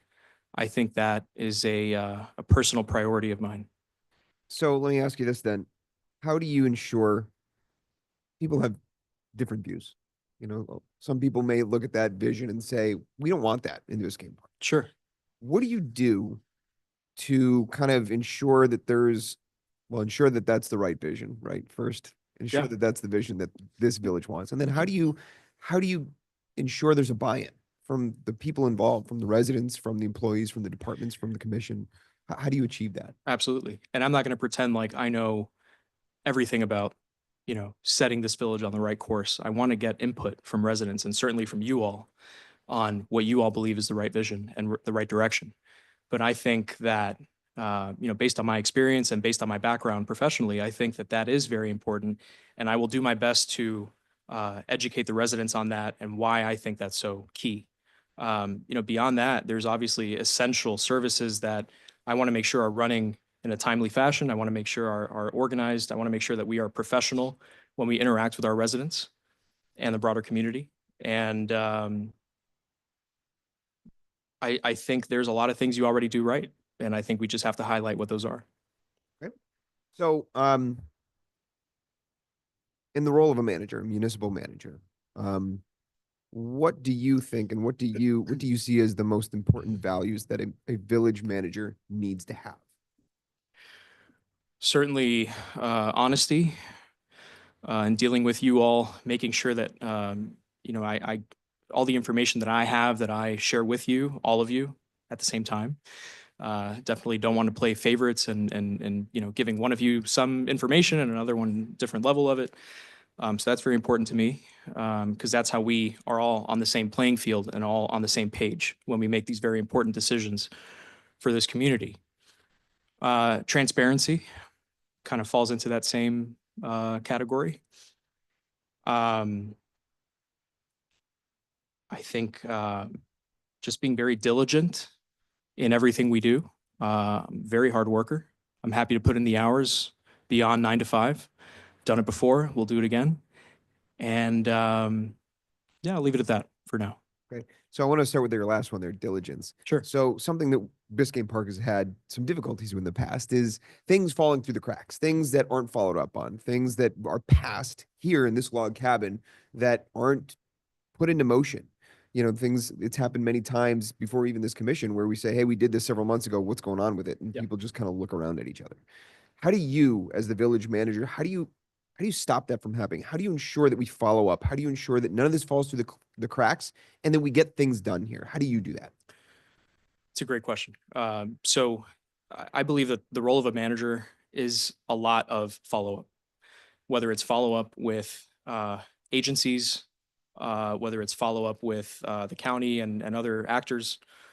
Um, I think that I think a good practice would probably be to send out some sort of weekly or biweekly report to you all outside of our regular commission schedule, identifying what, and I'm kind of assuming that you're alluding to certain capital improvements, maybe infrastructure type things. That's And part of it. I think that's probably a big part of it. At least it is for us in North Bay Village. These projects take time and we need to stay on top of them. And I can absolutely prepare something like that I send out either on a weekly or biweekly basis to keep you all in the loop on where these different things are. So one of the other things that you mentioned was, transparency and I view transparency as involving communication. I know we've talked a lot about communication. But let me just ask you, communication, there are different ways we can communicate with the community. You mentioned open door policy as part of this kind of communication and transparency. Open door policy sounds, it's a great phrase and we hear it a lot. And you certainly need to have an open door policy to allow people to freely come in and express their ideas. But outside of having this open door policy, inviting people to come to you, how do you go out? How do you reach out to our boards, to our commission, to our residents, and kind of take that proactive approach in communicating? How do you achieve that? I think the first thing I have to do as village manager is hold town halls with folks in the community. It doesn't have to be here in the log cabin, can be really anywhere, as long as it's a little bit later in the day when the sun's not, out bright. Happy to do that. And I'm just eager to connect with residents out in the community. I think that attending different rec programs, I saw your Pilates class in action just yesterday. I think that different things like that, just showing up, really. I think just showing up to these different things that are going on in the community is how we get out there. Right, I'm running out of time. So let me ask you this. This is a bit of a different question. In your presentation to us, you mentioned, I think something about like a master's program that you're finishing. I am, yeah. It's a master's over the summer. What's it called? It's the Master's in Public Administration and Policy. It's fully online at American University. I'll be done with it in about a month. Okay, gotcha. Yeah. So assuming that partially answers my question, because what I wanted to ask you was if you have educational commitments, you're coming in at a very interesting time. And we've already started, budget, we've already kind of developed this more year-long approach to budget, but you're coming in during budget season, you'd be coming in during hurricane season. My question really was, and it would apply to June if that happens, how do you feel you can juggle all of these issues, these things that you need to do as our village manager? That's a very good question, Mayor. I specifically chose this program because it is at such a prestigious institution, and it's also very flexible. It's not like I have to tune into anything at any specific time. I am able to do it as I please, as long as I do it ahead of time, and it's really no issue. And I've actually already told a few folks there that I would potentially be exploring this role and hopefully getting it. So, Gotcha. not an issue. Okay, a little bit more time. I'm going to use it all. You mentioned something about difficult conversations. So, the manager is often put in a position where the manager has to make difficult decisions, have difficult conversations. I know you mentioned a lot of respect for the police department. That's fantastic. How do you have these difficult conversations with people if, say, someone is falling short of their job duties? How do you approach having having to make those difficult decisions that come along with having that top position? Do you shy away from them? Do you meet them head on? Give us the benefit of your insight. I believe that if there is for lack of a better phrase, a first offense or something that, they fall short on or something happens in their role, I think we can address it head on and just say, how can we fix this going forward? Is this, I want to make sure this doesn't happen again kind of conversation. And then beyond that, I'm not against a personal improvement plan or identifying, what KPIs that position should be meeting. But I am absolutely going to have that one-on-one conversation with the department head if it's appropriate, or with the individual staff member, to make sure that we can move forward in the right direction. Okay, great. Still So got 20 seconds. I don't know if that's enough time. That's good though. Thank you very much. I Thank you, appreciate it. Mayor. Appreciate it. All right, thank you. I'm going to try to be straight with other questions, because those were all amazing questions. So thank you to the rest of the commission. What makes you confident that you're ready to transition from the chief of staff and assistant level position into the top executive management position? What I'm trying to assess is what's the difference between supporting a village manager than being the village manager? It's a good question. I think my experience is unique in that I have worked for two in the same city. And I think that brings certainly it brings into conversation my ability to adapt and understand that there are different priorities and different needs with two different leaders.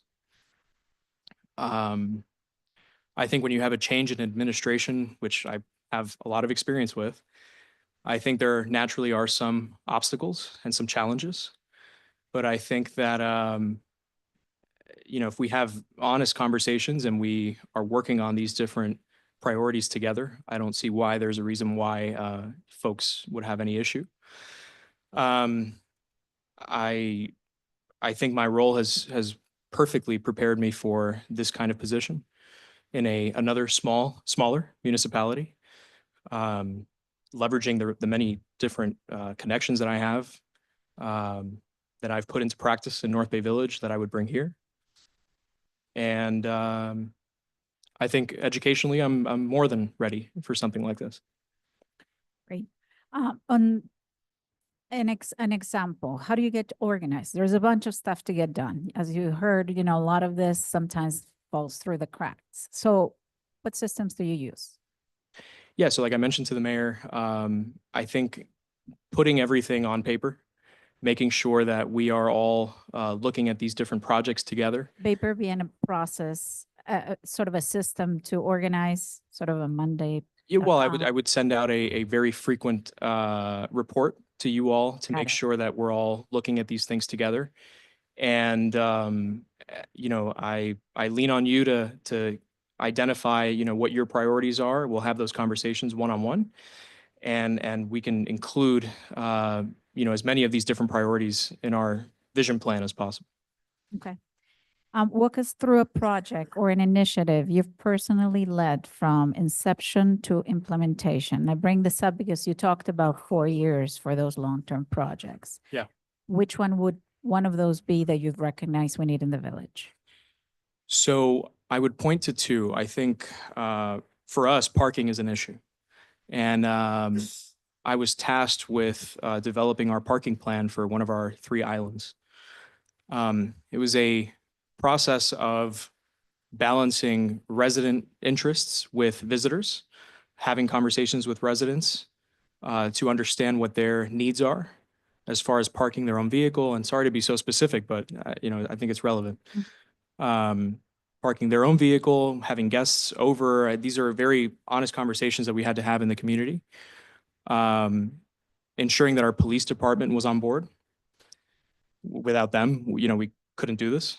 And so, and conducting a lot of education as opposed to enforcement when you start these new kinds of programs.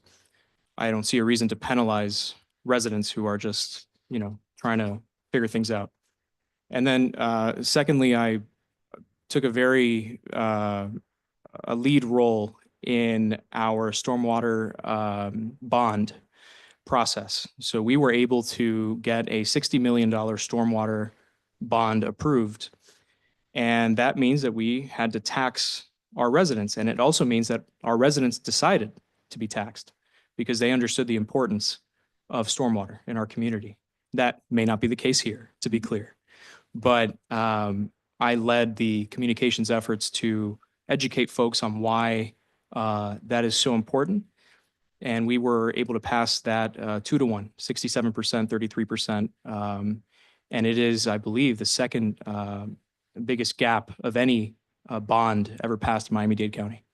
And that came from a lot of meetings, town halls with residents, and getting our commission involved as well. Great. I'm trying to understand in practicality again, how communication would go. We talked about the 70-30, and I'm picking up what I've heard from the questions that were asked. I think one of the challenges of the role is that once you're in it, you realize you don't have many hands. How comfortable or how aware are you of what sort of org chart is around you?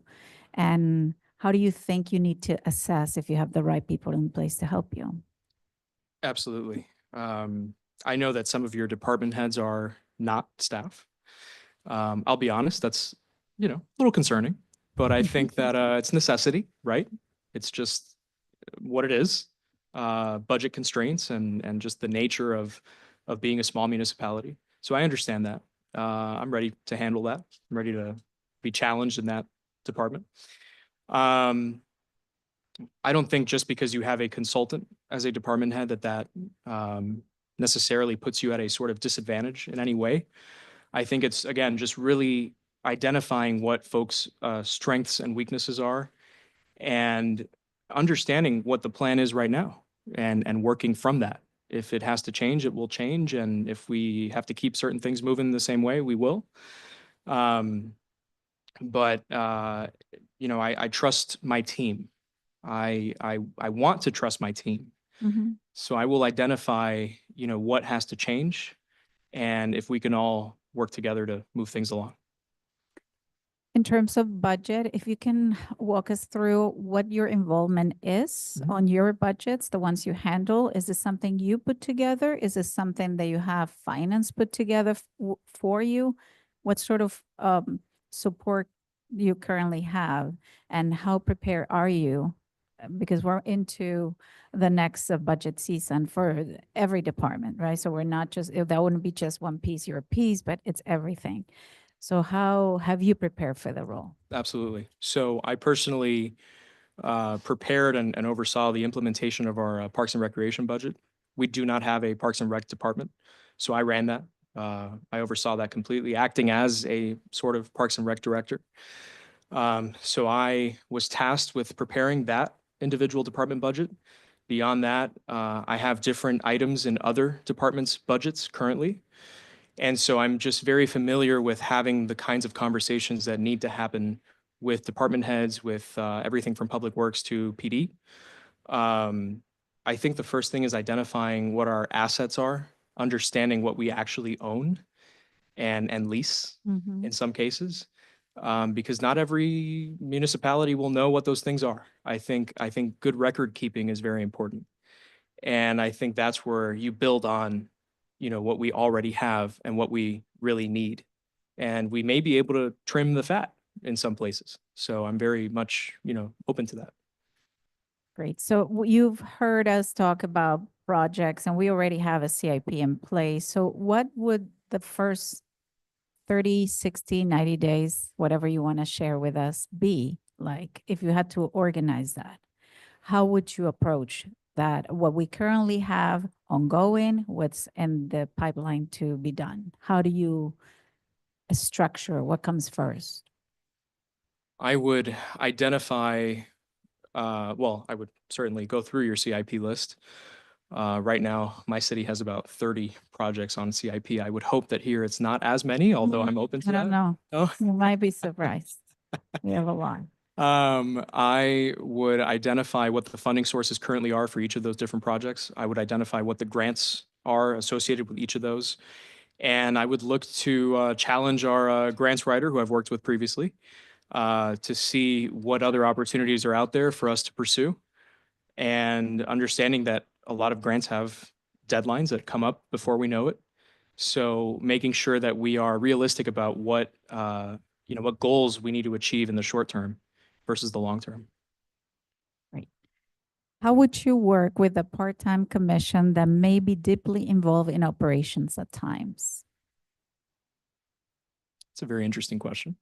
Because we don't see the day to day. And that's Absolutely. a challenge. So I think you talked about communication and keeping us on board. Yes. But many times that we have a charter that sort of defines powers, and you will hear feedback in terms of how things need to be done. How Absolutely. do you manage that? I listen to it. You're here for a reason. I'm here to work for you, and in turn, you work for the residents. So I understand that very well. And obviously, I come from that same environment. And I think getting you all involved as much as possible, I will absolutely, commit to that. Oh, Perfect. Thank you so much. thank you. Perfect timing. Chicosio, that's it. Thanks very much. Thank you, Mayor. Thank you, Commission. Appreciate it. Thank you very much.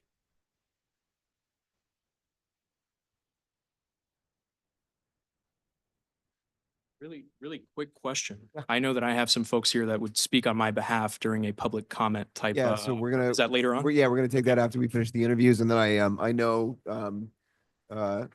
Madam Manager from El Portal was here. She had to step away, but she left a statement. Oh, wonderful. So Appreciate that. I'll read it when we get. Thank you, Mayor. Yeah, Appreciate it. of course.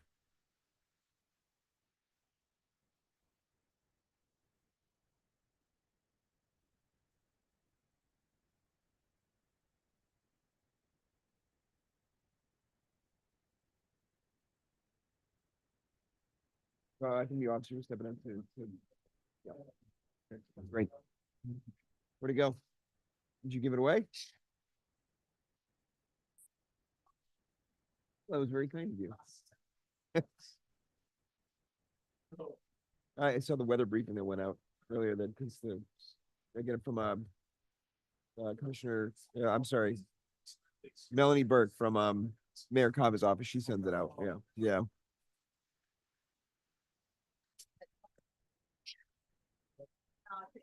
But I had the coffee, I just had to go.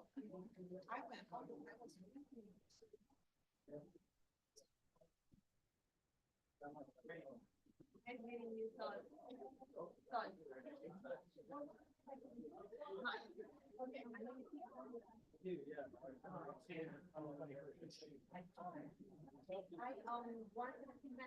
Yeah, for Jordan.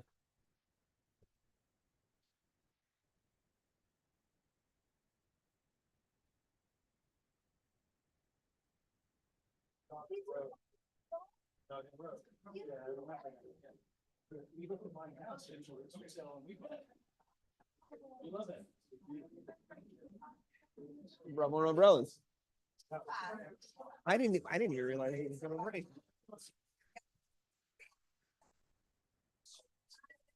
Usually have several of them sitting on my plate.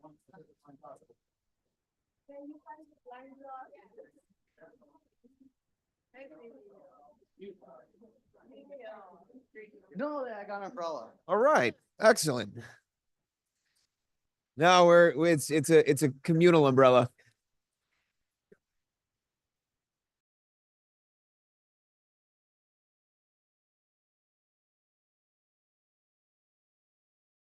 And Ryan's, oh, right, standing right in front of me.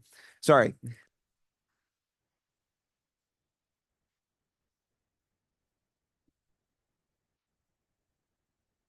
Leonard, we're good. Mr. Leonard, good evening. Hi. Thanks for being here with us. So let me just give you a quick breakdown on how we've been doing this. So we are going to give you just kind of 10 minutes to do whatever introduction you like and speak to the commission and the public.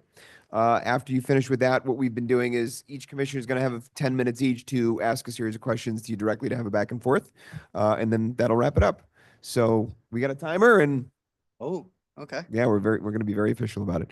So whenever you're ready to start, this is your 10 minutes. Well, first of all, thank you very much, Mayor, members of the commission, members of the public. Thank you for the opportunity. It is an honor to be in, the final round of anything. So all that being said, thank you. My name is Jordan Leonard, and I'm one of the finalists for your village manager. I thought I would just briefly go over my background and then kind of get into the whole Biscayne Park at the end. So first of all, I'm born and raised in South Florida, born in Mount Sinai, same hospital my kids were born in. My kids go to the same school that I went to, same school my mom went to. You know, I grew up in Bay Harbor and Miami Beach. And, you know, this is my home. Even though that I've never lived here in Biscayne Park, my entire life is pretty much within 10 minutes of here. So from my home to where my kids go to school to where I own property, everything's here. So I'm homegrown and I'm not going anywhere. I have about 25 years of government experience. I started my career in the state of Florida, working for the Florida legislature. I was a legislative aide. I worked on bills, including the White Collar Crime Victim Protection Act. I even did one of those license plates. So, you know, one of the 1,000 license plates they have. So if you play golf, I helped write that. I also worked for Miami-Dade County. I was a policy analyst for the county's task force on urban economic revitalization. Did everything from making CDBG recommendations. I worked on the Mom and Pop Small Business Grant Program, had a $40 million revolving loan fund. And then from there, I worked in 3 municipalities. I worked in El Portal, which is kind of like your sister city. When I worked there, I was the village clerk, but I was a constitutional officer, so I actually worked for the council. But at that time, El Portal had just created a manager, but the clerk did a lot of duties. So even though I had the council meeting every month and 6 committee meetings that I had to do, I also did procurement. I made the bank deposits of Bank of America. I also did other things such like retirement. I did the input for payroll, you name it. Even if you answered the phone, chances are I'm the guy that did the orders for building. Because back then you didn't do it on a website, you called it in and put it on a carbon copy. So I really got a lot of experience working a small municipality. Then I worked in a medium municipality 2 times. I worked in Opelika. I worked in Opelika as the assistant to the manager and then the assistant manager, but pretty much it was the same job. I ran day-to-day operations. I had about 200 employees that I supervised, everything from police to building to community development, to IT, to finance.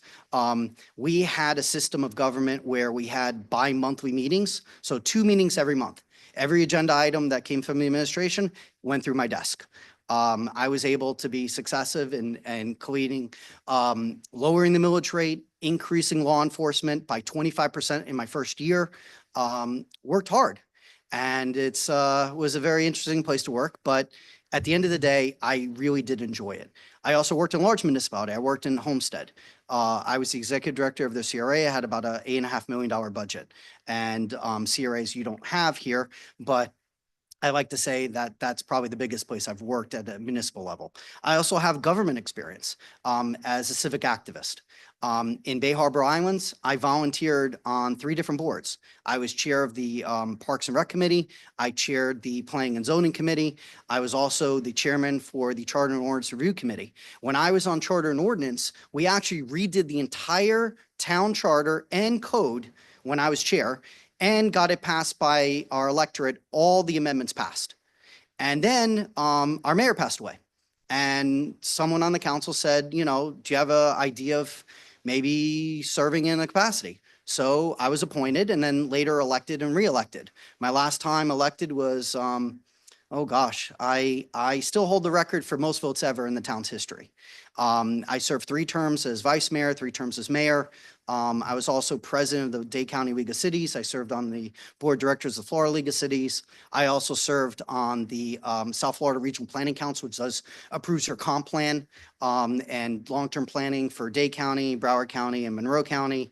And I also received lots of awards. And it sounds great. It's a great resume.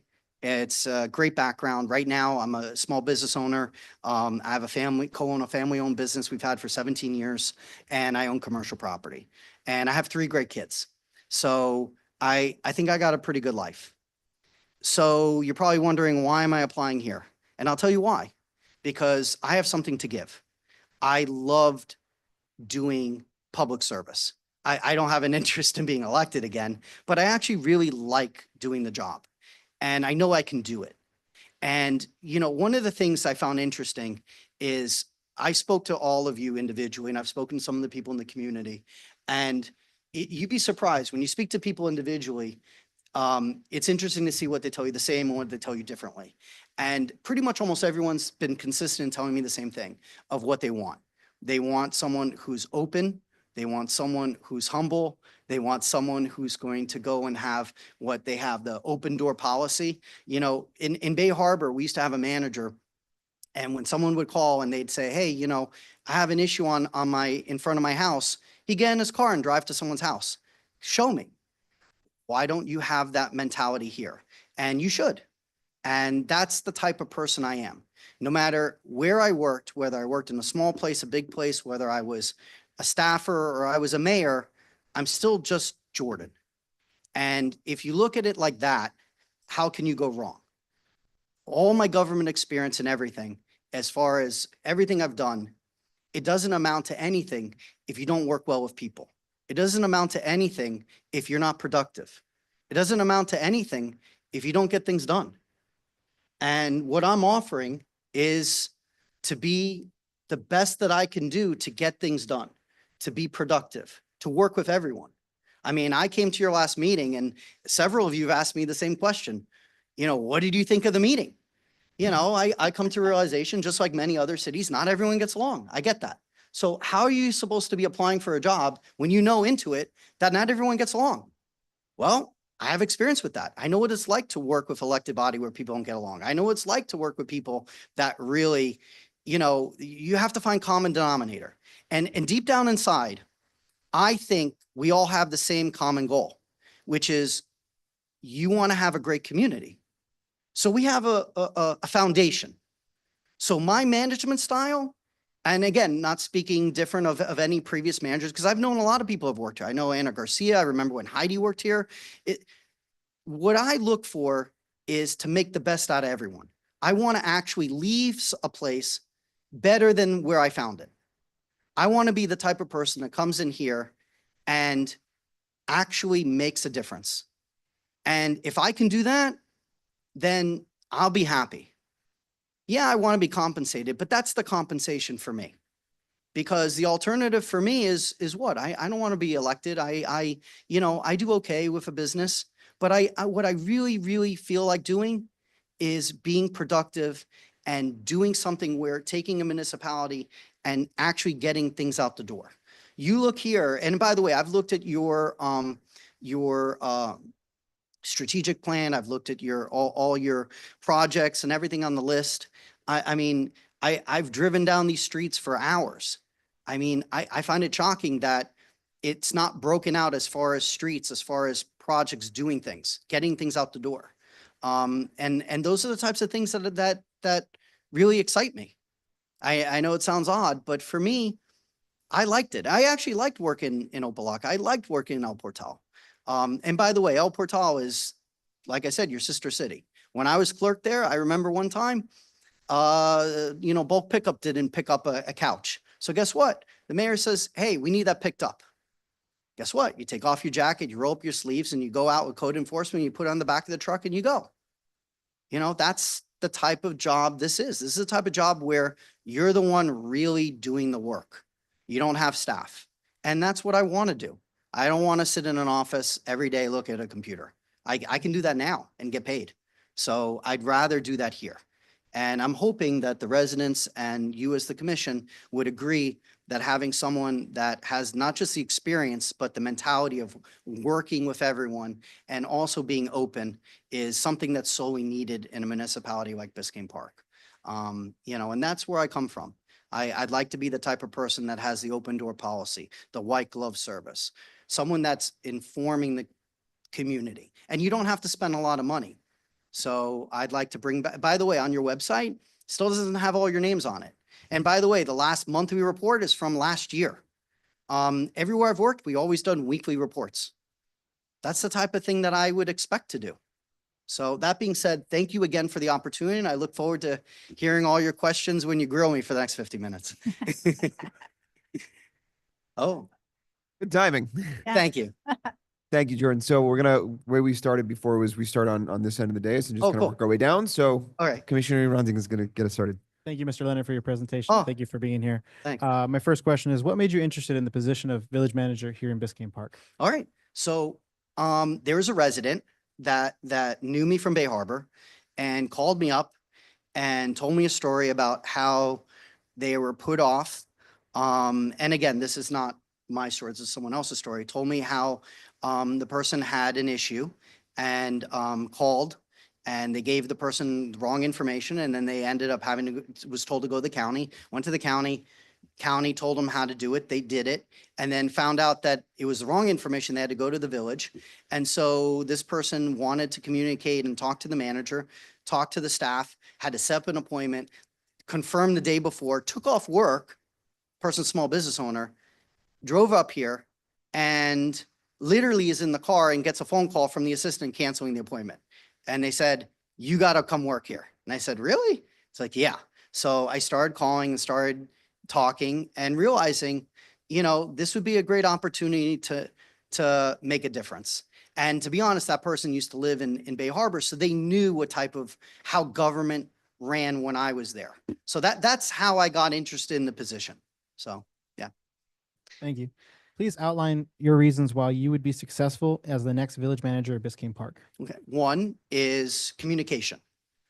I think that being in a rare situation where I've been in your seats, I've been on the council, I've been the vice mayor, I've been the mayor, I've been the resident. And I've also been the staffer. I like to think that communication is really imperative. If you want to build trust with people, you need to actually, have an open line of dialogue.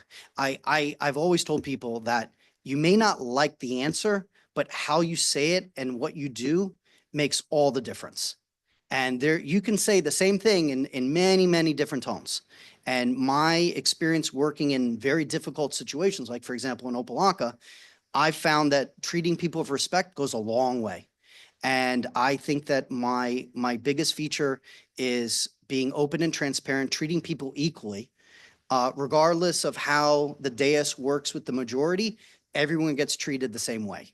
And I feel strongly that if you have someone who's a professional, that I'm going to get treated the same way back.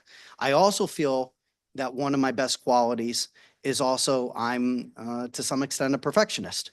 I'm one of those guys that if I got to come here at night, I got to walk the streets.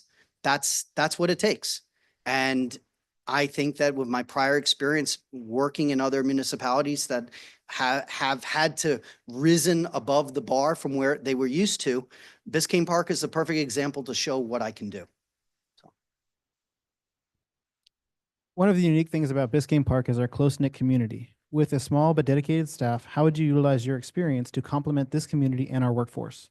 Well, first of all, one of the things is when you're in management, you're the boss and you work in government, you know how it works. But at the end of the day, you're still part of a team.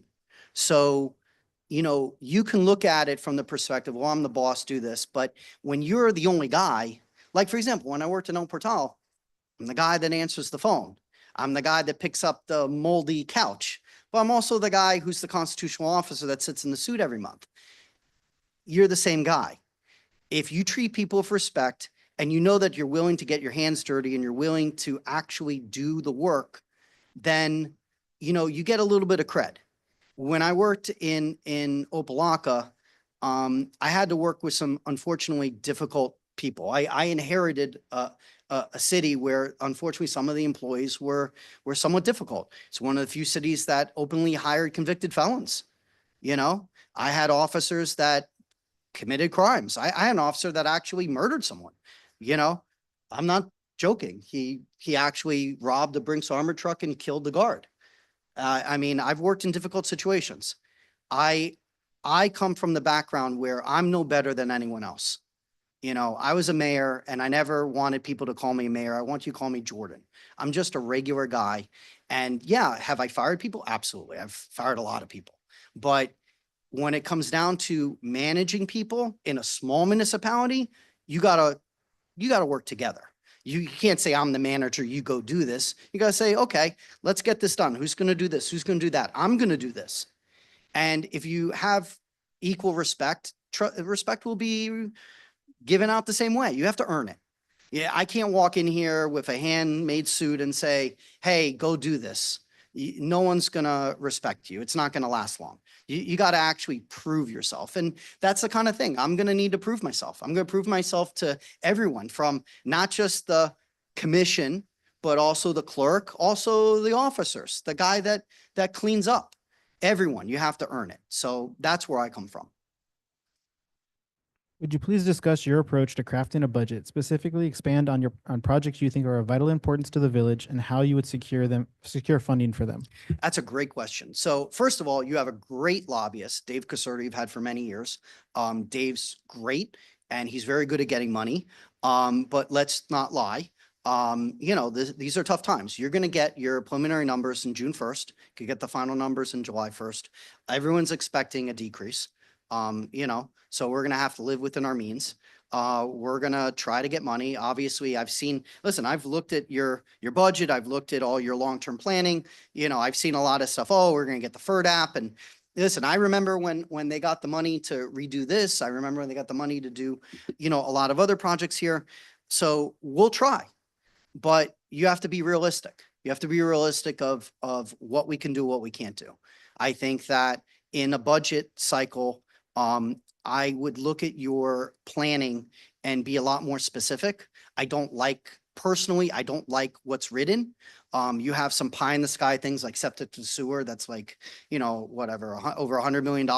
But then when it comes to road improvement, it's a single line without a budget line item. How is that? Let me tell you, I've driven down your streets a lot. I would have that itemized by street. And that I would do things differently. I would actually itemize it better.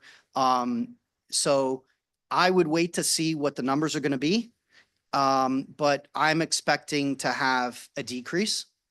That's just what I would expect. I know the county's expecting a decrease. They've had a hiring freeze for months now.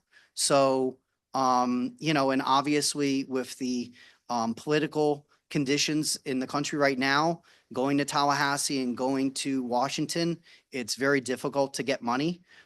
So we'll have to work with what we have. I'd love to tell you I'm going to get all this money. And by the way, when I worked in Opelika, we brought in so much money. I had to hire a staffer just to handle the requirements of reporting. That's how much money we would bring in, millions of dollars. And I'm not saying that you can't get money, but I want to be realistic to you. I'm not going to lie. It's going to be hard. The next fiscal year, I don't think is going to be so fun, but I believe in being detailed oriented. I think if we detail the projects more, we'll be able to come to a realization of what you as policymakers want to be budgeted and what you don't want to have budgeted. So that's where I come from. My final question is, what do you believe are the biggest opportunities for the village currently, and what are the biggest challenges at this time? Well, biggest opportunity is, to be quite honest, having a community that likes where they are. I've had the pleasure of knowing some people that live here, and I think some people love it. And I've heard a lot of people say they've moved here for specific reasons, like they've moved here for the trees and they move here, for several different reasons. But I would be remiss if I didn't tell you that there are some people that live in the community that are not happy. And I think that's a great opportunity to expand on. I think making it where, again, the transparency, building the trust again. I think these are all qualities that will make it, I guess, people more inclined to say, I made the right decision. I talked to a resident that told me that they were so upset over that incident that happened. I can understand if you moved here and you invested your life savings, your most valuable asset is your home, and somebody's chopping the tree down in front of your house. Yeah, I get that, but I'm not going to Monday night quarterback it. I do think that trust and transparency is a big thing. I do think also there needs to be some stronger leadership at the management level. I do believe in going over agenda items, and I do believe in running a tight ship when it comes to comprehension of how policy is going to be carried out. I do believe strongly that I run in my lane, running day to day. You guys make the policy, I run the city. That's great. But if you want help in getting suggestions or getting data, I'm also one of those guys that can help provide that. So anyway, Thank you. no, thank you. Mr. Mayor, that's all I got. Right. Hey, Jordan. Hey, how you doing? Good. How are you, buddy? Great. So I'm going to ask you to be brief and Okay. concise because I got quite a few questions Oh, and, okay. I want to get through them. Okay. So please just keep it. It's like one question in 28 Yeah. parts. Okay. So first of all, have you attended any meetings outside of the commission meeting? Mm, Attended. oh, you mean over the span since the application Yes. process or ever? Oh, Either one. the last time I was here was, I was, elected and we had a, conversation with the head of emergency operations over reimbursement for FEMA. I believe that was for Hurricane Irma. You guys in El Portal were the last, so that was the last time I was here other than that. Okay. Have you walked the village? Yeah, I've Not walked drove. I mean, Yeah. walked. Actually, Yeah. walked the village. What stands out to you? the sidewalks. I mean, not the sidewalks, but the streets. Well, you have lack of sidewalks, but the streets, there needs to be, in my opinion, a significant investment in that. Also in the community center area, the park area, I've walked that area. Mhm. You know, like I said, I think that there's a lot of infrastructure projects. Okay. So that's on the negative. What about on the positive? Oh, are you kidding? The tree canopy, I mean, the place is beautiful. I mean, you have one of the only cities that has these medians with trees and every street is just lush. I mean, it's like the Coral Gables of North Dade. All right. What would you say was your biggest accomplishment in your municipal career? Oh, Just one, please. I'm sure there are many, but just give us one major accomplishment. uncovering the fraud and put, you know, the public corruption in Opelika. That is by far, I lost my job for that, and I'm very proud of that. I uncovered one of the largest public corruption schemes in Florida history. I was the key whistleblower to an FBI public corruption task force that uncovered millions of dollars of stolen water and utility services. The mayor herself was charged with having 14 different water and sewer accounts. I actually was the one that wrote the agenda item that actually listed her account number and asked for a forensic audit. So that to me, I'm proud of that. I sleep very well at night for that. Awesome. You're currently working for your family business, as you said. Yes. Do you intend on continuing to work in that business? And if so, how do you plan to budget your time between the two? No, all of my businesses, I can get a distribution, so it wouldn't be a salary. So it's, you know, right now, it's not much of a quote unquote job that I go to. It's not a job I go to every day. So it's perfectly fine. And I'd be more than happy to put into the contract that this would be my only employment. As far as the village is concerned, what are the two biggest challenges that you think that we're facing and how would you address them? Just the two top Yeah. ones that come to your mind. Two top is I think from a policy perspective, so not what I do, what you do, is that give and take between the older homes and the newer homes. You go down the streets here and you see some of these newer homes, and I'm sure just like any other municipality, you want the tax basis, but you may not want the big house. I think that's a give and take on a policy level that many municipalities often face, where we need the money, but we may not want so much growth. The second is the limitation in the money. You know, you have a lot of need, but you don't have the potential of making as much money. You don't have the commercial, you don't have the industrial, so you have the limitation. So I think that those are two huge challenges that we all face. BP is a village that has limited resources. Please tell us how you would generate additional revenues through leveraging existing assets or otherwise without putting undue burden on the community. Well, I mean, one is obviously from a policy perspective, if the commission and the elected body wants to go about continuing to have, you know, again, the theory of people building new homes and putting new properties on the tax rolls, that's the easiest way to increase your revenue. Obviously, getting grants. I was very good at that. Obviously, I dished out $8.5 million in Homestead. I dished out millions of dollars in the county and dished out, collected a lot of money in Opelika. So I'd like to think that pursuing grants more aggressively, that's something that I have a lot of experience doing. But I'll be honest with you, we can go to the county, can go to Tally, you can do a lot of things. But at the end of the day, there is that limitation. And part of it is determined by you as a commission, how far you want to go as far as moving forward in redevelopment.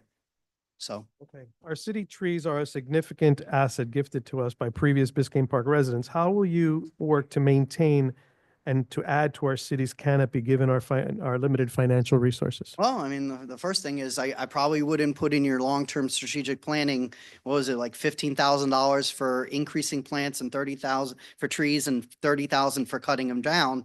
If this is what you want as a policy-making body, we probably shouldn't put on paper that you have twice as much money budgeted to cut the trees than to plant them. So I believe that it's one of your most beautiful qualities. First of all, I wouldn't do anything illegal. I wouldn't go through the process of not making sure that cutting down the trees was not permissible. But I also do think that you can go through Tree City USA. I mean, there's lots of programs. By the way, the county offers free money for trees and whatnot. And you'd be surprised what programs are out there.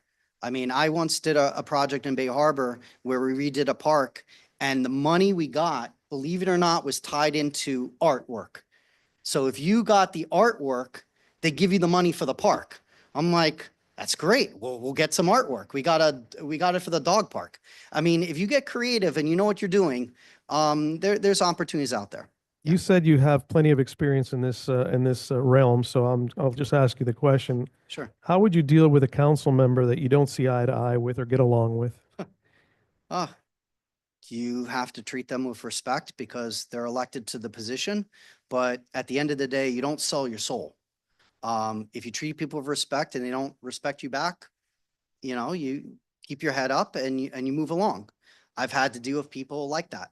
In El Portal, I had a commissioner or a council member that unfortunately had a health change. The person had a stroke and the person had some serious changes to their personality. And the person said something that was absolutely disgusting and vile towards me as a person in my religion. And, I got to tell you, I've never been called something like that in all my life. I'm 47, still to this day. But you know what? I had to work with that guy, and I did. I work with anybody. I've worked with people that have later been arrested and gone to prison. So if I can work with them, I can work with all of you. So, Okay. I think All I'll right. be good. Well, hopefully none of us end up there. No, I don't Um, think so. From a scale of 1 to 10, how important do you feel having an active and open relationship with residents is to the job of a manager, and what would you do to strengthen those relationships? 10. It's a 10. 10 out of 10. 10 out of 10. The manager is your first line of defense. I used to say when I was elected that if something goes good, it's the mayor and council. If something goes bad, it's the manager's fault. It's always the manager's fault.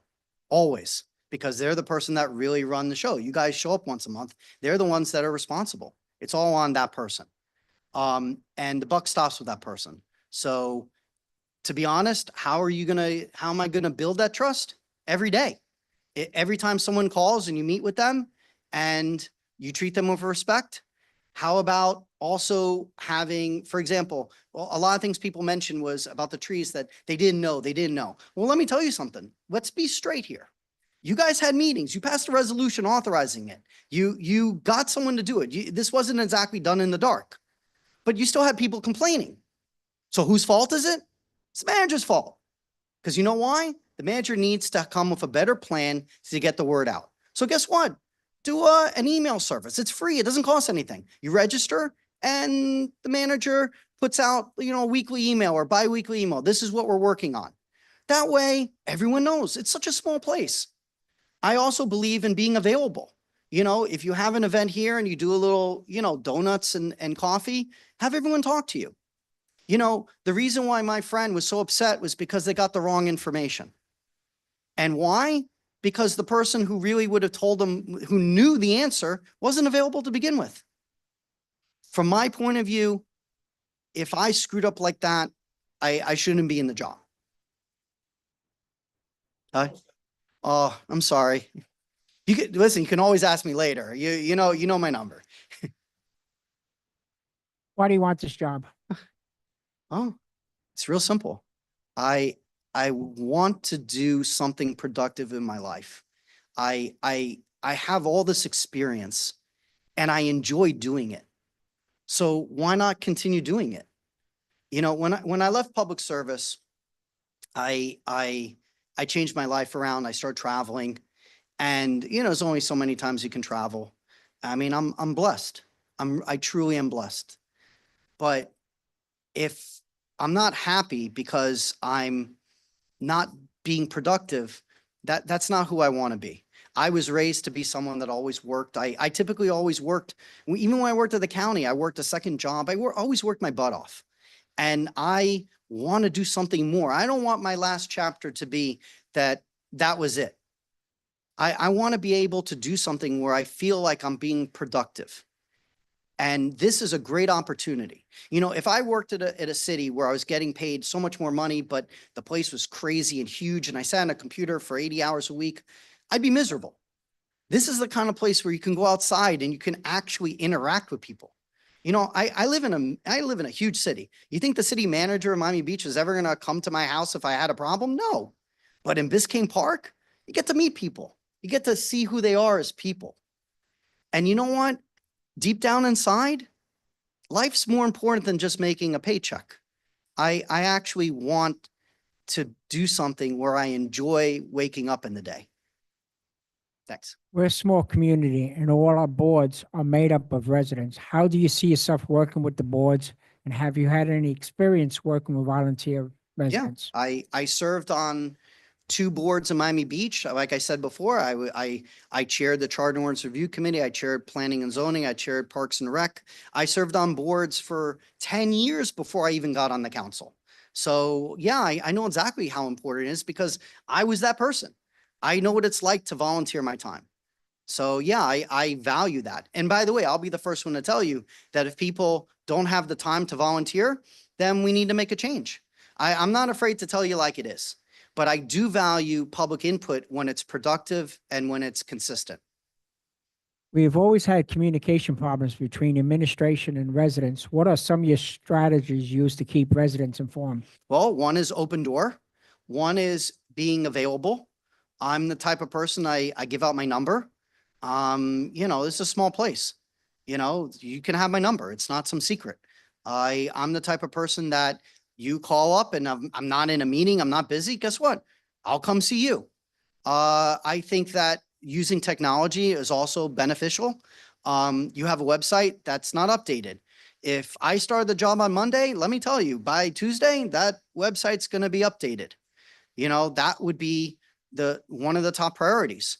I also believe strongly in using technology that's not necessarily going to spend the most money. You know, in Bay Harbor Islands, when we have a project going up, they're required by law to mail letters to everyone in the community. And by the way, the person who does the project pays for it. Well, how come, you know, the village here doesn't do something where you do an email or something? Maybe you might not want to spend the money on the postage. I get it, but you can do the emails. I mean, there's lots of things to build trust, but most importantly is having the mentality of working with people rather than working against them. Could you give me some examples of how you would promote transparency with the commission and the residents? Well, one of the promises is treating people equally and fairly. And by the way, that goes the same for residents. The information they get is the same information you get. You have the right to get everything that they get. There's no difference. That's how it works. And I think that building trust amongst all of you is the realization that I'm on your side. You may not necessarily all like each other, but that's not my problem. My problem is to make sure that when you wake up every day, that I'm doing my job, that this is a safe, beautiful community, and it continues to be. So if you understand and you allow me the privilege of actually working here, I would be the type of person that would build that trust with you each individually. And by the way, you're all different people. You have not only different ideas, but different ways of doing things. And, you know, that's part of the job, making sure that I'm available to make sure that you guys do the best that you can do in these volunteer jobs. The commission establishes many goals in the budget process. Many items are not addressed year after year. What would you do to be sure most, if not all, the goals are addressed? Can you give me some examples how you can achieve this in your work experience? Sure. First of all, let's be realistic. I mean, we're not going to do septic to sewer in the next 10 years, not in this climate.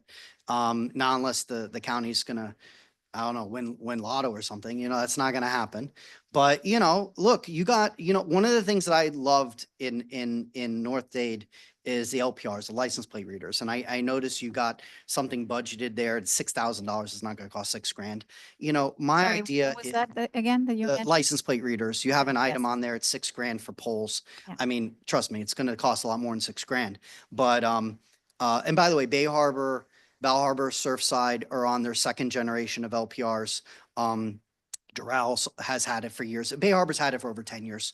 It's a great opportunity to license plate readers help solve crimes. I mean, and it deters crime too. There's a perfect example of being realistic of what the number really is and then actually work it out how to do it. You have in your budget, I mean, I have the paper here. I mean, it's like, you can't lie because it's literally right here. And you look at the budget here and you look at these numbers. I mean, when you have the item for the streets, it's one on that line item. You know, you have some infrastructure projects for drainage and that's great, but the ones for the streets, it's not itemized. I would be much more specific. I'd be much more realistic. I would actually really look at this and bring it back to you and say, look at your priorities. By the way, I read your strategic plan. It looks great. I'm sure you paid good money to get it. But at the end of the day, you need to start chipping away some of these things. And there are some easy things. So I would actually say, yeah, let's go down the list. But I have a few items, you know, so anyway. What are some of your goals for Biscayne Park that you would like to accomplish? Well, first, again, that trust. I think that's important. If you don't have the foundation, then you don't have anything. I think being the type of manager that sets you up to succeed when it comes to agenda items. I mean, I went to one meeting and you guys spent 30 minutes talking about about the insurance increase of 18,000. And that should have been something that should have been discussed with each of you and should have been something, to all due respect, should have been on the consent agenda because it should have been a no brainer. You have so many things that you can invest your time speaking about. Those are just get it done, you know? But I also, anyway, but I can go on and on. I have a lot of examples, so, yeah. We're a small community and a village manager must wear many hats. What's your experience working with Public Works, police, and code? Extensive. I oversaw day-to-day operations for Opelika 2 times, so I oversaw the police department there. Our first budget, I went from 40 to 50 sworn without increasing taxes. In Homestead, even though I ran the CRA has special powers to hire police and code within the district, so we did that. In addition, when I was in Bay Harbor Islands, my big ticket item was accreditation. That was my big thing. When the new chief came on board, I said, this is it. We need to get accredited. And by the way, it took years. You know, this is not something you do in a month. It took years and we invested the time, the effort, the money, the resources, and we got it done. Even more impressive was being reaccredited, much harder. As you learned, probably most of you have already known that North Miami Beach got decredited. And that's the first time that that's ever happened. So they didn't pass, they lost their accreditation. If you're not on top of it, you'll lose it. It's much harder to keep it than it is to get it. So I do believe that my experience with law enforcement is extensive. I had the pleasure of working with many chiefs. The chief over in Homestead has the record of the longest serving chief I think in Florida. Our manager in Bay Harbor for 10 years was a former NYPD ESU commander. So I think I have a good experience. When it comes to public works, yeah, I mean, I've done projects. We did in Opelika, we did the main lift station. That was like 1.2 million. In Homestead, we did one of the lift stations that was about $1 million we funded. I've, like I said, I've oversaw a building. When I was elected official, I was also appointed to the County Board of Rules and Appeals. For anyone who's a contractor, you know what that is. They actually is a quasi judicial board that has mostly professionals, but has 2 elected officials. I was one of 2. It oversees and rules on appeals to building officials. So you don't like the opinion of building official, you go to them. So I did that also. Okay. Sure. Hey, Jordan. Hey, how you doing, Mayor? I'm doing well. How are you? You tell me. Well, we appreciate you being here. So I'm going to give you the same warning that I've given the other 2. Okay. That I'm going to ask you some questions that we haven't discussed before, even though we've had plenty of Of those course. discussions, because I'm going to try and keep you on your feet a little bit. Sure. So a couple of things. The first thing that I want to talk to you a little bit about is vision. I'd like to hear from you, if you hold the position of village manager for Biscayne Park, what's your vision for this community? Where do you see this community going? How do you get us there? Perfect. All right. This is the meat and potatoes. The vision is to actually plan and execute something longer than a short-term goal. Everything we've talked about is really short-term. Long-term, listen, you can build trust 6 months. Yeah, I'm sure everyone's going to think I'm a great guy, but what's going to be done 5 years from now? I don't think you've ever really had someone really have the conversation in the scheme of not just talking about it, but planning that they're going to be the one doing it. My vision is to actually execute your vision, give you the information you need to make the decisions that I can carry out. You guys run the policy. I can be the best manager, but if you guys say no, then guess what? We're not doing that. But my vision really is long-term planning, realistic long-term planning, not the septic to sewer, real, like fixing all the streets. How long is it going to take to fix all the streets in this village? How many years? How much money is it going to cost? Does anyone know that? You should. That should be on the top of the list.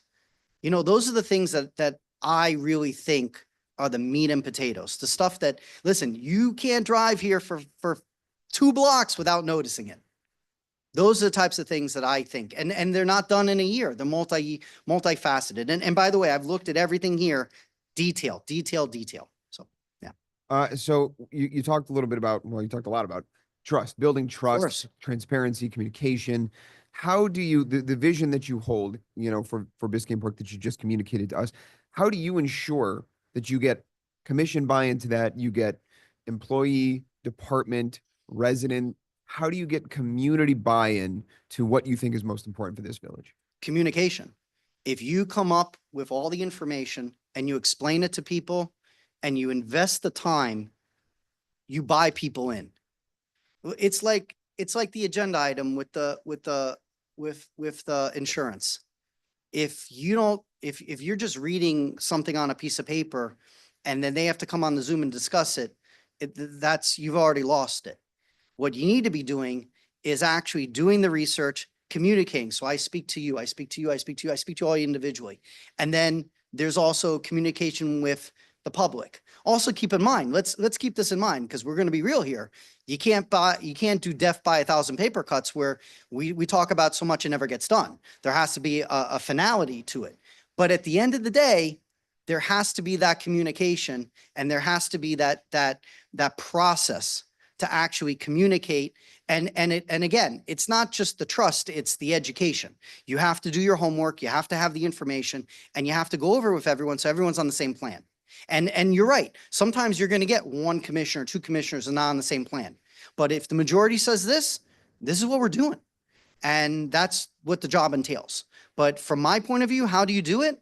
It's by me doing my homework. If I show up and I'm winging it, you're never going to do well in this place, because you're the guy who does everything. You got to be prepared. So communication is a big piece of course. something that I think needs a lot of help here. We've talked a lot about it. Yeah. We've talked about, I've heard you say things in candidates and in I love this phrase. It's just, you hear it a lot, and I wonder, what does it achieve, is open door policy. It sounds great, right? You have an open door, you Yeah. invite people in, and it's needed, certainly, but it's a little more passive. So how do you, email campaigns? I know you mentioned that. Yeah. How do you be proactive in reaching out to residents, keeping them informed? What do you do with that respect? How do you be proactive to reach out to them and not just put the onus on the residents to say, come to us if you need something? Yeah, I mean, and that's the, that's the age-old question: what came first, the chicken or the egg? Every government, by the way, has this. This is not a you problem. So, like you said, with the trees, people are like, oh my God, they're cutting down the trees, but you had a public meeting, you passed a resolution. At the end of the day, I do believe the email system is good. I do believe having the weekly update is good. I do believe that having an up-to-date website is needed. I think that if there's a one-stop shop where everyone knows, listen, oh, you live in Biscayne Park, we know, get on the email list. We're gonna, I'm gonna get the update. I have a question, we'll call the village. It's funny. The first time I called the village, you have like an answering service. I mean, like, why doesn't pick up the phone? Is it because of budgetary? I'm not saying that you should necessarily change it. I'm not trying to go, drastic, but I would expect in a small place, someone picks up the phone. But I also think it's also, when it comes to staff and when it comes to information, I think that it's also important to have dialogue with staff to make sure everyone's on the same page too. If people are not on the same page, you run the risk of what happened to my friend, where they got bad advice because the person happened to pick up the phone, didn't know. There has to be a communication of how it goes up the chain, just like in a police department. So that way we're on the same page. So it's not as simple as, oh yeah, I'm going to send emails. I think if people call and they get the wrong information, I failed. So there's a little bit more work into it, but it's definitely, this is all doable. This is all within our wheelhouses. So. You mentioned something in your response about, the death by 1,000 paper cuts, doing too many things at once. Yeah. And that's been something that we've had to deal with in Biscayne Park for a while. Is there's a lot of fall through the cracks. Yeah. There's a lot of something's not followed up on. And I've mentioned it to each candidate already, that we'll pass something, we'll discuss something, and a couple months later, we all sit around and say, well, what happened with that? Does anybody remember? I mean, I remember we've sat here and we said, well, hey, do you remember when we talked about that? Well, what happened with that? Yeah. How do you ensure that we're following up, that we're getting things done? You talked a lot about productivity and getting things done. How do we do that here in Biscayne Park? How do you do that for us? When I worked in El Portal, which again, your sister city, we were a little basic. We had an Excel spreadsheet. So every time something would come up in a meeting or whatever, I put on Excel spreadsheet. So that way there's a way to track it. That's a simplistic way. And by the way, your previous manager did that. It's actually on your website still from last year. So that might be a way to do it. I'm not saying it's a bad way, but the death by 1,000 paper cuts is something that is real. It's not a Biscayne Park thing, so don't worry. I've seen it in every state. I saw it in Bay Harbor. I had a individual who is a prominent member of the community that was willing to make a significant donation, up to $500,000 to put a beautiful landscaped entrance, welcome to Bay Harbor Islands. Council couldn't come up with a solution. Oh, we're going to hire someone. We're going to get the students from FIU, whatever. End of the day, the guy passes away. We never got the money. So if you drive down Broad Causeway, there's no real entrance. Oh, we didn't like it. It looks more like Star Trek, So yeah, it's real. From my point of view, I can't make you do your job. Again, we have limitations. If you guys don't want to pass something, that's fine. It's your prerogative. But if you say, Mr. Manager, do A, B, C, it's on me to do A, B, C. It's on me to bring it back to you. If I don't do A, B, C timely and I don't report to you why it's not being done, you get rid of me. That's how the job is supposed to be. Again, remember what we said. If it's wrong, it's my fault. So it's up to me if I want to do Excel spreadsheet, if I want to do the weekly report and bring you up to date, if I want to tell you, hey, listen, that septic to sewer thing you told me is top priority, it's not going to happen because I don't know where the $100 million is going to come from. Whatever it is, I have to be realistic and communicate with you. And if that means that I need to devote more time to communicate with you individually or in a meeting, I'll do it. But where I come from, if you want the proof in the pudding, you need to follow up.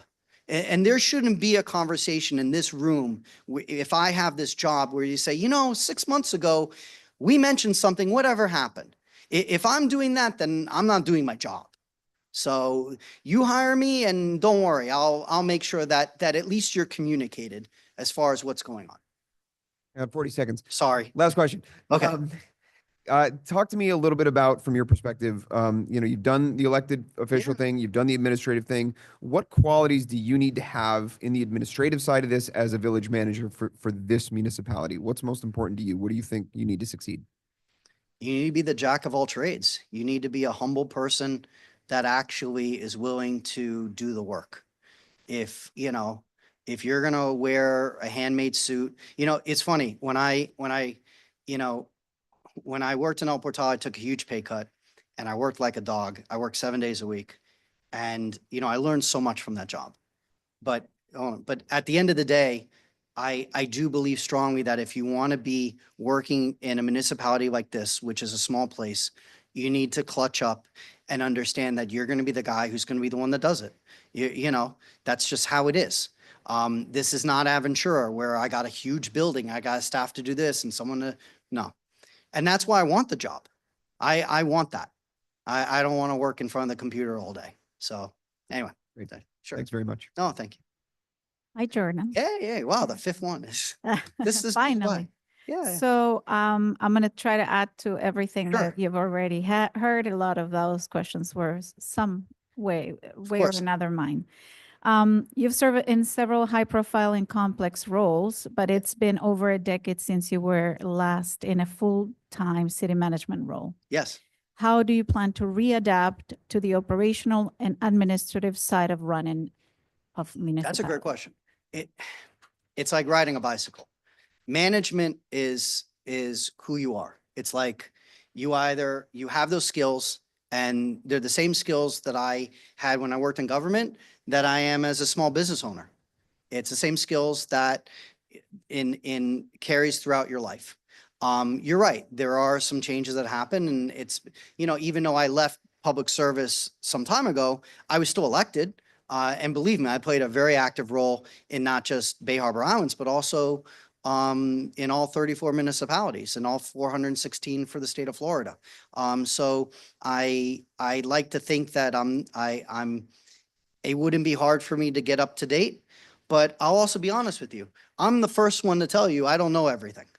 I'm the first one to tell you that if I have a question, I'm going to call someone. I don't pretend to tell you I'm the best. I was married a long time. I know I'm not the best. So I understand completely that being the manager is also being realistic that there's going to be a team effort. So from my point of view, I believe I'll be able to fit into the job on day one and be able to do the job on day one. It hasn't changed as far as how to write an ordinance or how to work with the attorney. None of that has changed. But everything else, I'll get to it. And I'm very confident that my experience will allow me to do that. Great. Describe your management style. How would you pass staff? How would your past staff describe you as a leader? That's a great question. I'd like to hope that people would describe me as someone that treated them fairly and equally. When I worked in Opalaca, when I worked in Homestead, and I worked in places where, again, like someone said, complex, I'd like to think I treated everyone with respect. And I think that goes a long way. If you treat someone who's a commissioner the same way as the guy who literally checks the water meters out in the sun, your reputation precedes itself. And I'd like to hope in all my years of service, I'd like to hope my reputation is intact. So. Wonderful. Describe your experience with writing and restructuring municipal budgets. What mistakes have you made? I'm more interested in those. And what did you learn from those? Well, first of all, I can tell you that if you really want to learn something, you make a mistake. Yep. I've learned so much more from making mistakes in my life than I ever learned in college or anything else. So although I'm not trying to make mistakes here, I can tell you that when I was in Opalaca, I approved the budget. I'm the one that actually co-wrote that. I know I had my separate budget in the CRA and Homestead. I know I played a limited role in El Portal, obviously, because I was only the clerk, but I did play a role, and obviously I played a role in the budget in Bay Harbor Islands.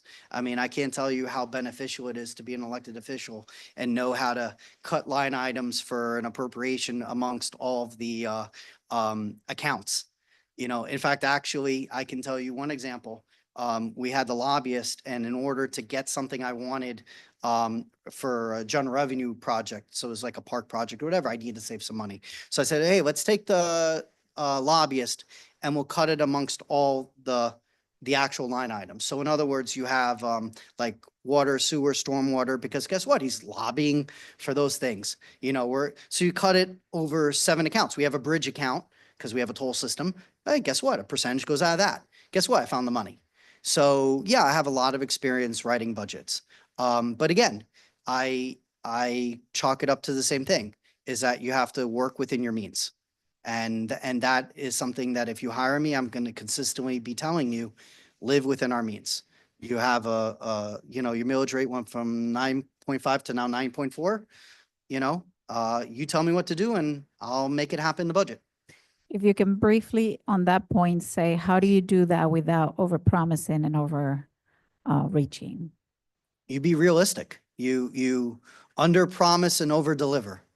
You know, one of the things that people don't tell you in government is the manager has some wide discretion. You appropriate the budget. You say, okay, this is what we're going to do.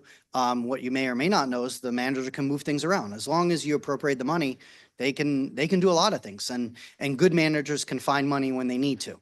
I understand your limitations. I understand completely that you know, money is certainly an issue, but I'll do the best that I can possible to actually tell you what can we do, how many fiscal years, and plan, long-term plan. On that point as well, what are the low hanging fruits in the first year? Ooh, I was looking at from some low-hanging fruits. I think that if you took, and by the way, I really don't like your plan here. It's not itemized as much as I would want it.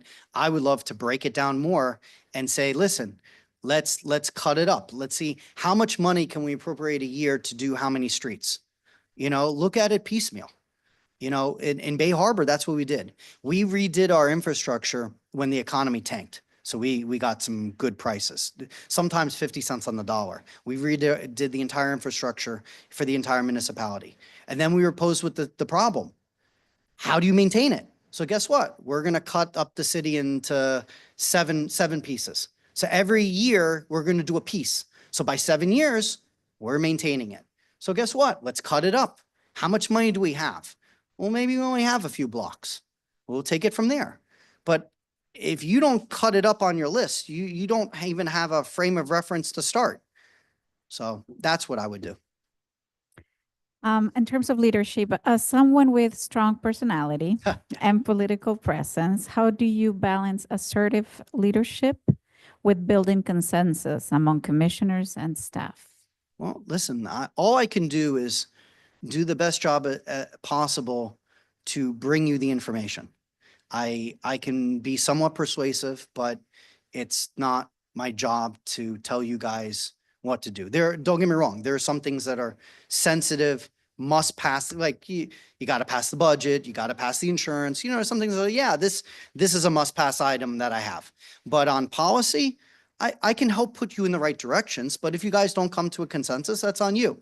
The best thing I can do is try to give you the tools and the information to make those educated decisions. And hopefully if you guys see the common denominator that you want to do best for the community, you should hopefully, God willing, come together. But let's make no mistake about it. I'm not always going to get a 5-0. But let me tell you, when I walk in, if I'm your manager and I walk in, I will have a piece of paper and I expect to know how the vote's going to be on every item, because I expect to have a good enough relationship with each of you where we can be frank and cordial and go over it. And now if something new comes up, you can change your vote. Yeah, I get it. But I'm not the type of person that likes surprises. I'm the type of person that I expect that trust is reciprocal. So I hope to run a good ship and run your town. But I also think at the same point of view, I think you guys need to be open and honest with me. And if you choose not to, then, then maybe it doesn't work out. But that's what I expect. Great. I think I have one more. The village has historically struggled with turnover, Oh. burnout, and process of inefficiencies. How would you triage these issues in your first 90 days? Well, it's funny. Everyone that I've talked to here has always talked about money, money, money. You gotta, pay more money. And by the way, the market today for government, some of the numbers are insane. I mean, we all know this. You know, all I have is my word to tell you that if you offer me the position, I accepted the position, I'm gonna come and do the job, and I'm not gonna leave in a couple months to go somewhere else. But you also have attrition with staff. Let's face it, you don't pay the most, the insurance isn't great.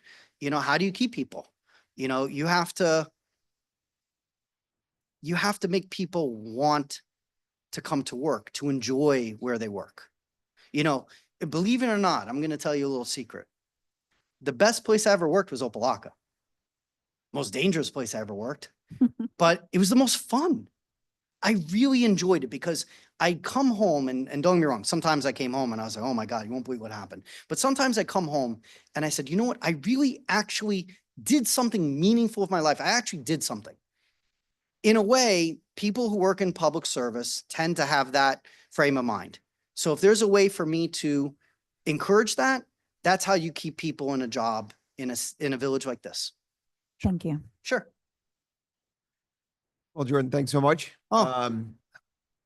You're our last interview for the commission now. Yeah. We have a couple of things that we're going to move on to, but we're going to certainly invite all the candidates to stick around with us if they want the Great. benefit of the discussion. So for the time being, I think you can take a seat if you like. Awesome. But we'll go ahead and move on. So thanks very Oh, much. And, We- and I'm by the sorry. way, I'm sorry. No, I was going to ask for an adjournment for 5 minutes if possible. We did give the other. Yeah, Yeah.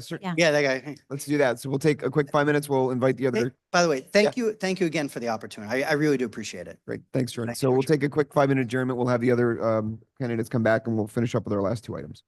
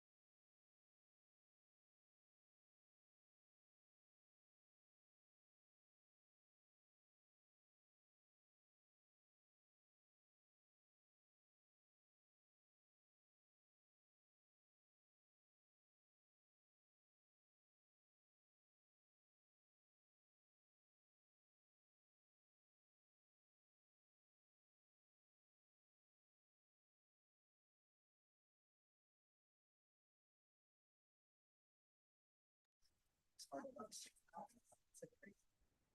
right, I'll ask everyone to prepare for gun adjournment. We lost Brad. Okay. Give him a second if he wants to rejoin us. Yes. Doreen's gonna go hassle him for us.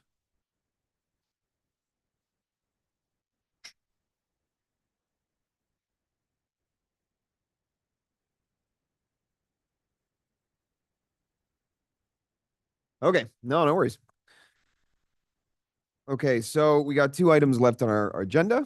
We do have a public comment section, excuse me. So we are going to go ahead and we're going to get started with that. Our public comment will start with folks here in the log cabin, and then we'll move on to Zoom. But please just keep in mind that our rules require a name and address, and that public comment be limited to 3 minutes. So we will go ahead and open it up with the log cabin first, and go from there. So floor is open for whoever would like to step up. Hey, walk right up to the podium. You'll get your 3 minutes here on the board, and that'll be it. Thank you. My name is Josh Rios, 9740 Northwest 75th Terrace, Doral, Florida. I'm the assistant to the city manager of the city of Homestead, and I've had the pleasure of working alongside Leo both in my capacity and in other capacity, whether it be in the city of Sweetwater or in the Miami-Dade County School Board. I've known Leo for 5 years, and I'm here both as a friend and a colleague supporting him because I've seen his work ethic both here in my current position with the MDCCMA. I haven't seen someone that is so prompt in his response when I have a question about impact fees. Leo's always the first person to always answer my requests on behalf of my city manager. I understand from his position how difficult it is to manage the day-to-day operations and management of the city, and how difficult it is as well to tend to the needs both of the commission itself, but also to the ones that report to him. So I just say with utmost gratitude and respect to you all that thank you for having me here. And I truly do believe you have the candidate that you're looking for in Leo Cosio here right in this room. So thank you for having me. And I hope you're able to make the decision that's best for your village. Thank you. Thank you. Under 3 minutes.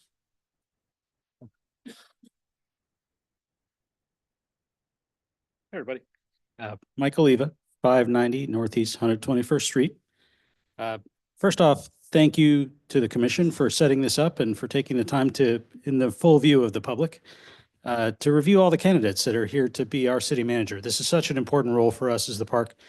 And I really appreciate, as I mentioned, the transparency that you guys offer us in this process and the ability to engage. So thank you very much for that. I also wanted to speak on behalf of, I was having a conversation with my elderly neighbors the other day, and they were talking to me about a letter that they got in the mail from the park. From you guys. A letter which said that there would be a code compliance officer coming around tomorrow. And that, they thought that that was kind of a change in the way that the city was managing code compliance. And that it seemed that, where once upon a time, someone might be given a warning or something, this letter seemed to spell out that there would be consequences for non-compliance. These are elderly neighbors who were worried that now a little dirt on the roof was going to suddenly end up as a fine that they didn't have the money to pay. They thought that, well, especially that the timing was just a little strange, but whatever. So, I just wanted to make sure that, if there is a change in code compliance policy like that, that we really consider that there are some folks here that might need a bit of help in trying to clean their roof or manage a pile of trash somewhere, and that we're just a little more considerate of that. Heavy-handed code compliance is not the way, in my personal opinion, to manage beautification of a village, especially a village full of, like when we moved here, I think that someone quoted to us that the average tenure of a person here in the park was 30 years. That's crazy. I look forward to that personally.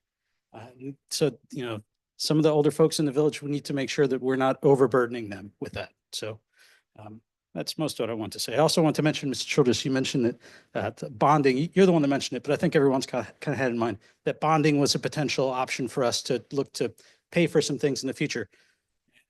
In a place, in a municipality, my experience with, you know, commercial opportunities to make money, okay, that's great. But, you know, bonding is a mortgage, and it basically, we're exchanging money in the future in exchange for some asset now. We got to make sure that that asset is either going to make us money or somehow make the village so transformationally better that it's going to make us enough in tax revenue to pay back that bond. It's a big commitment, and you're mortgaging the future of the park for that. So I would hope that you guys would use that judiciously. Thank you very much.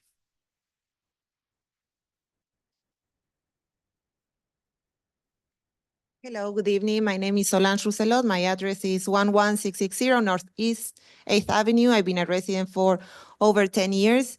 I'm here to support Jordan. I met him in the previous time that I lived. I met him at the park. We had many things in common, young families, but we're very different as well. I complained. We were talking a lot. I was helping my daughter ride the bike. I met him with his kid. And I complained that Bay Harbor didn't have anything at the time for young families, especially for the ones that live at the building side. We didn't have a playground. We didn't have a community center. We didn't have anything on that side of the island. We have everything on the other side of the island with the big houses and everything. So he said, well, the best way to do it sometimes to get more involved. And I listened to him and I got involved. I got really involved, and we're very, very different. And I got into the commission. We worked together, and I think because of his commitment, perseverance, knowledge, we got to do things that cities don't do in a lifetime. In those 4 years, and I know his determination and his commitment, in those 4 years, we did a community center, a library, a tot lot, with a bathroom and a water feature that we always went into war because, of course, it was not a popular topic because it cost a lot of money. He helped us to get the grants, and we were able to do it. And I'm so proud of those 4 years, all the things that we accomplished together. That's why I'm here to support him, because in the similarities we have, he's a small business owner. And you know, I'm a business owner. I have to work really hard for that 9.4 mileage rate. For everything, I work really hard. You know what we don't do? We don't waste time. Never. We don't take our salary for granted. We work hard, and we decide, and we are committed. And that's what I want to see, because as a small business owner, I have to deal with local government at the state. Try to call the IRS, try to call Florida Department of Revenue, try to call 311.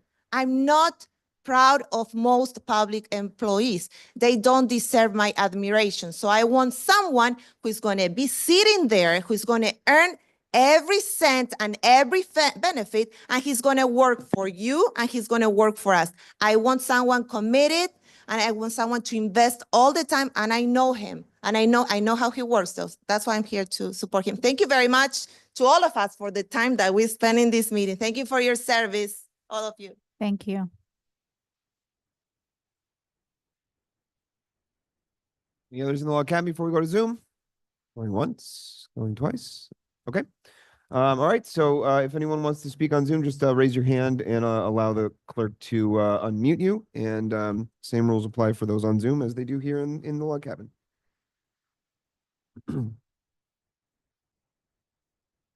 No, none. Okay. All right. So, yep. All right. So, oh, I'm sorry. You're right. Yes. Thank you. I appreciate that.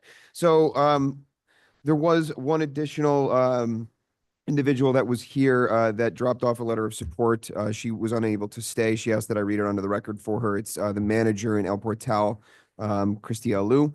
I will just go ahead and just read it quickly, but not incoherently.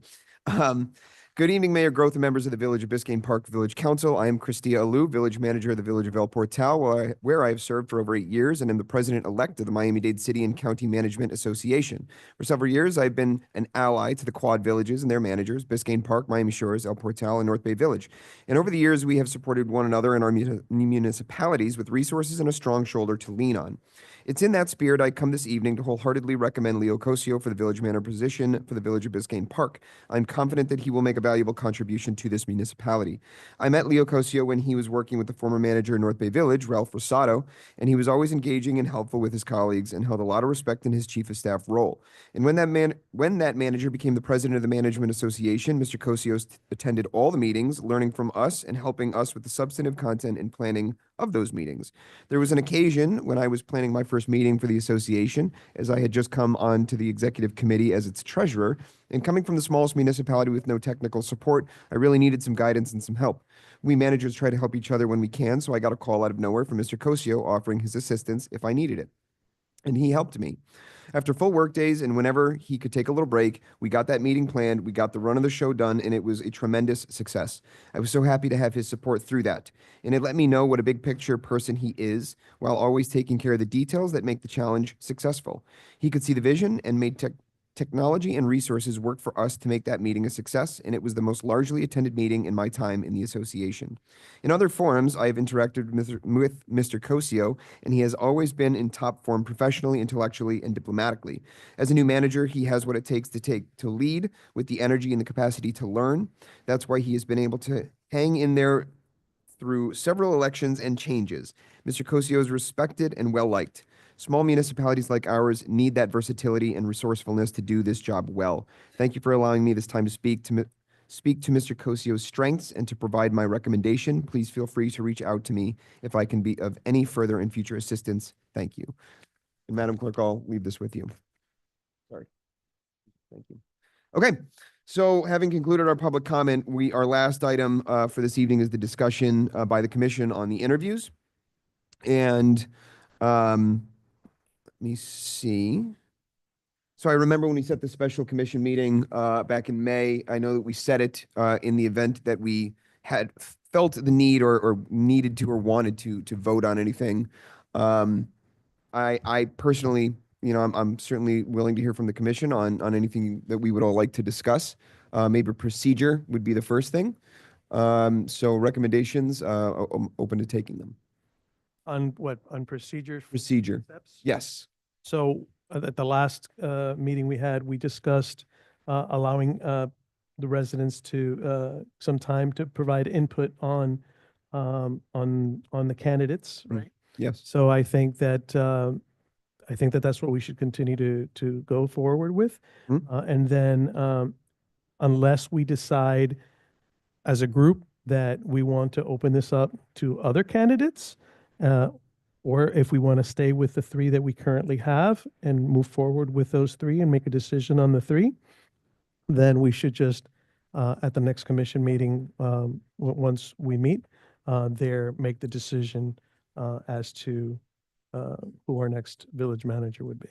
I think that's very reasonable. I certainly think that we've heard from 3 very capable and very qualified individuals tonight.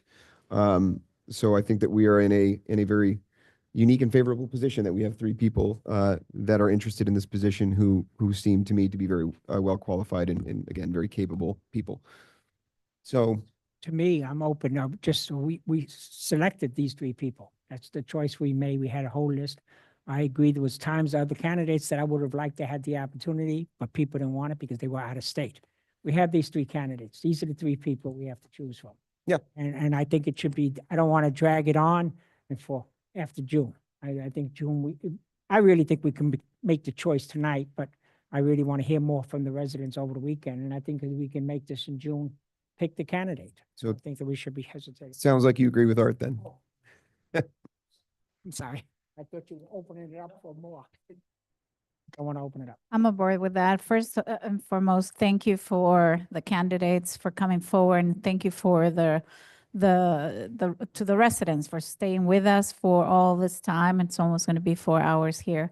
So I really appreciate the feedback, the texts, and just the comments overall so that we can hear you out. I mean, it's important to hear the feedback, how you experienced it from your side as a resident. So I am 100% on board voting for in the next commission meeting and having this time until then to gather additional feedback. Yeah. Okay, I'm on board with it. Next commission meeting sounds like a good time to hear input from the residents and let us formulate our final decision.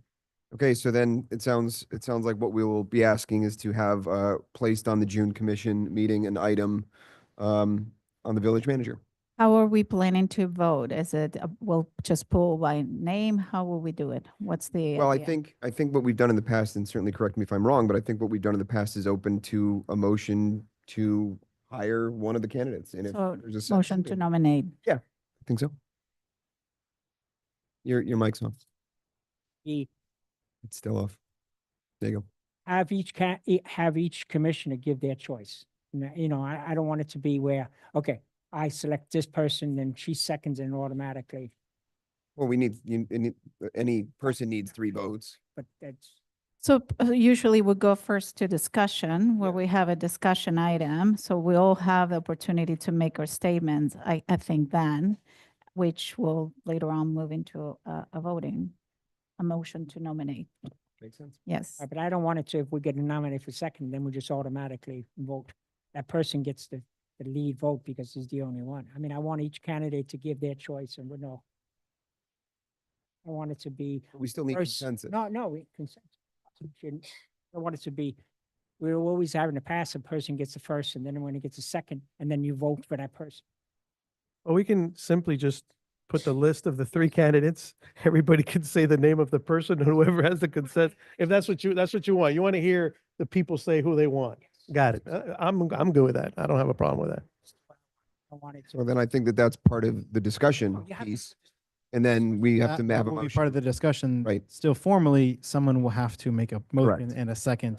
That is how this process works. Okay, I think we're all saying the same thing.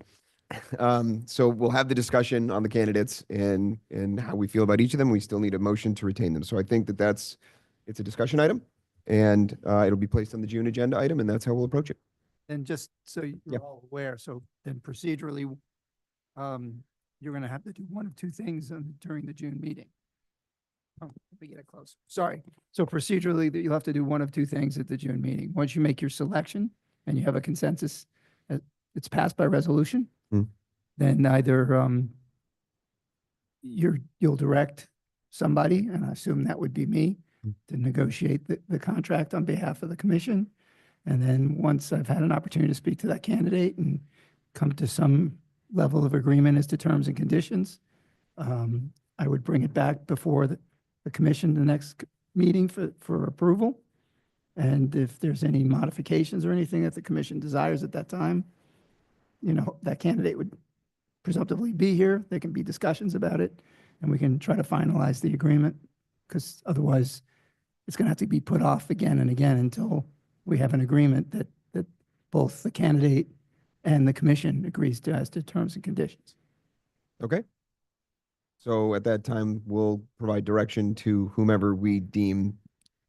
Can I ask a question, a procedural question? So on this, so there is no way to pre-negotiate. So having a set number from each one of the candidates come forward. I mean, the negotiations could happen now so that by June 3rd, we have a. You're saying negotiate with the candidates now? Yes.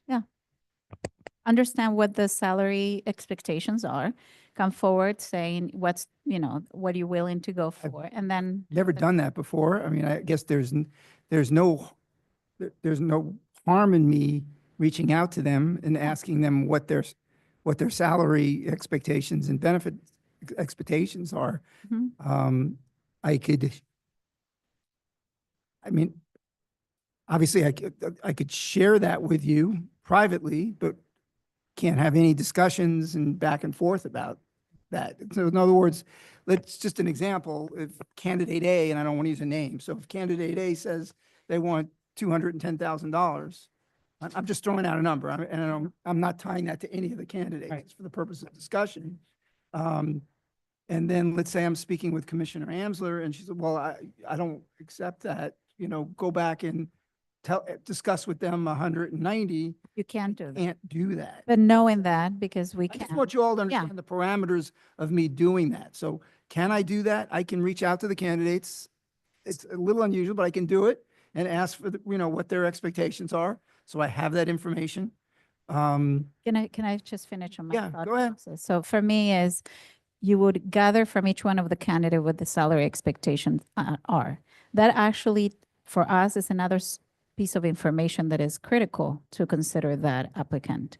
So by June 3rd, we'll have the first approach into what they're expecting the salary to be, which if we move forward with, we can negotiate. Of course, there will be a conversation as to, is it yes or is it no? Would we agree to that if we have consensus, at least starting at that point, right? You'll need all three candidates back June 3rd because I think so. they're not going to know who Correct. you're not going to make a selection until. I think if you want the job, you have to be. I'm not, I'm just it's fine, talking it's fine. process. I'm not commenting on the process. I'm just trying to envision it in my mind and make sure we don't go astray anywhere as far as what the rules permit. Unless, physically they cannot. I mean, you can join via Zoom. Worst case scenario, it would be wonderful to have everybody available at the meeting so that conversation can kind of take place.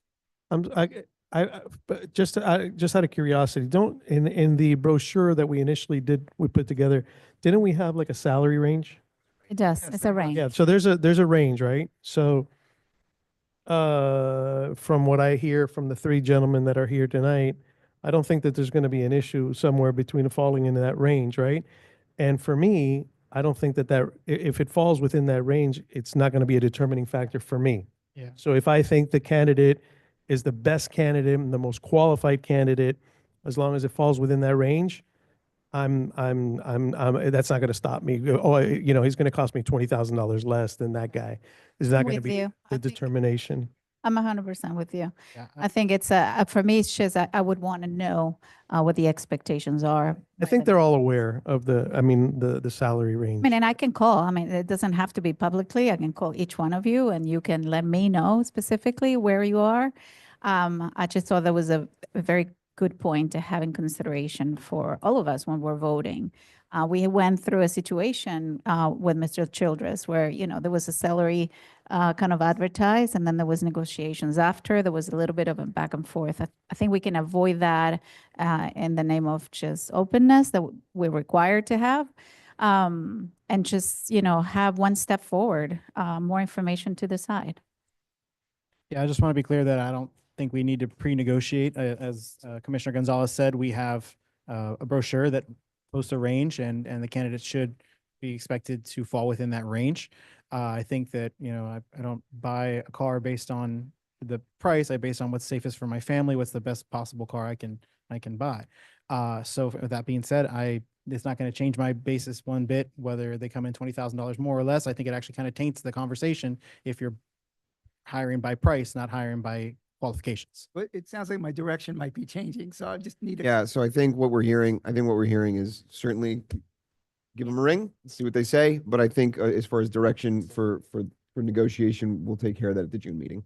So I am not reaching out to the candidates. and Doesn't sound like from. Do that individually if you all want Correct. to talk. I think that's the That consensus. it makes me more comfortable, so Okay. that's Can you, fine. can you verify when you say you think? I just want to know Yeah, sure. for it. Is that the consensus of the commission that we are not having Brad reach out to each candidate to pre-negotiate?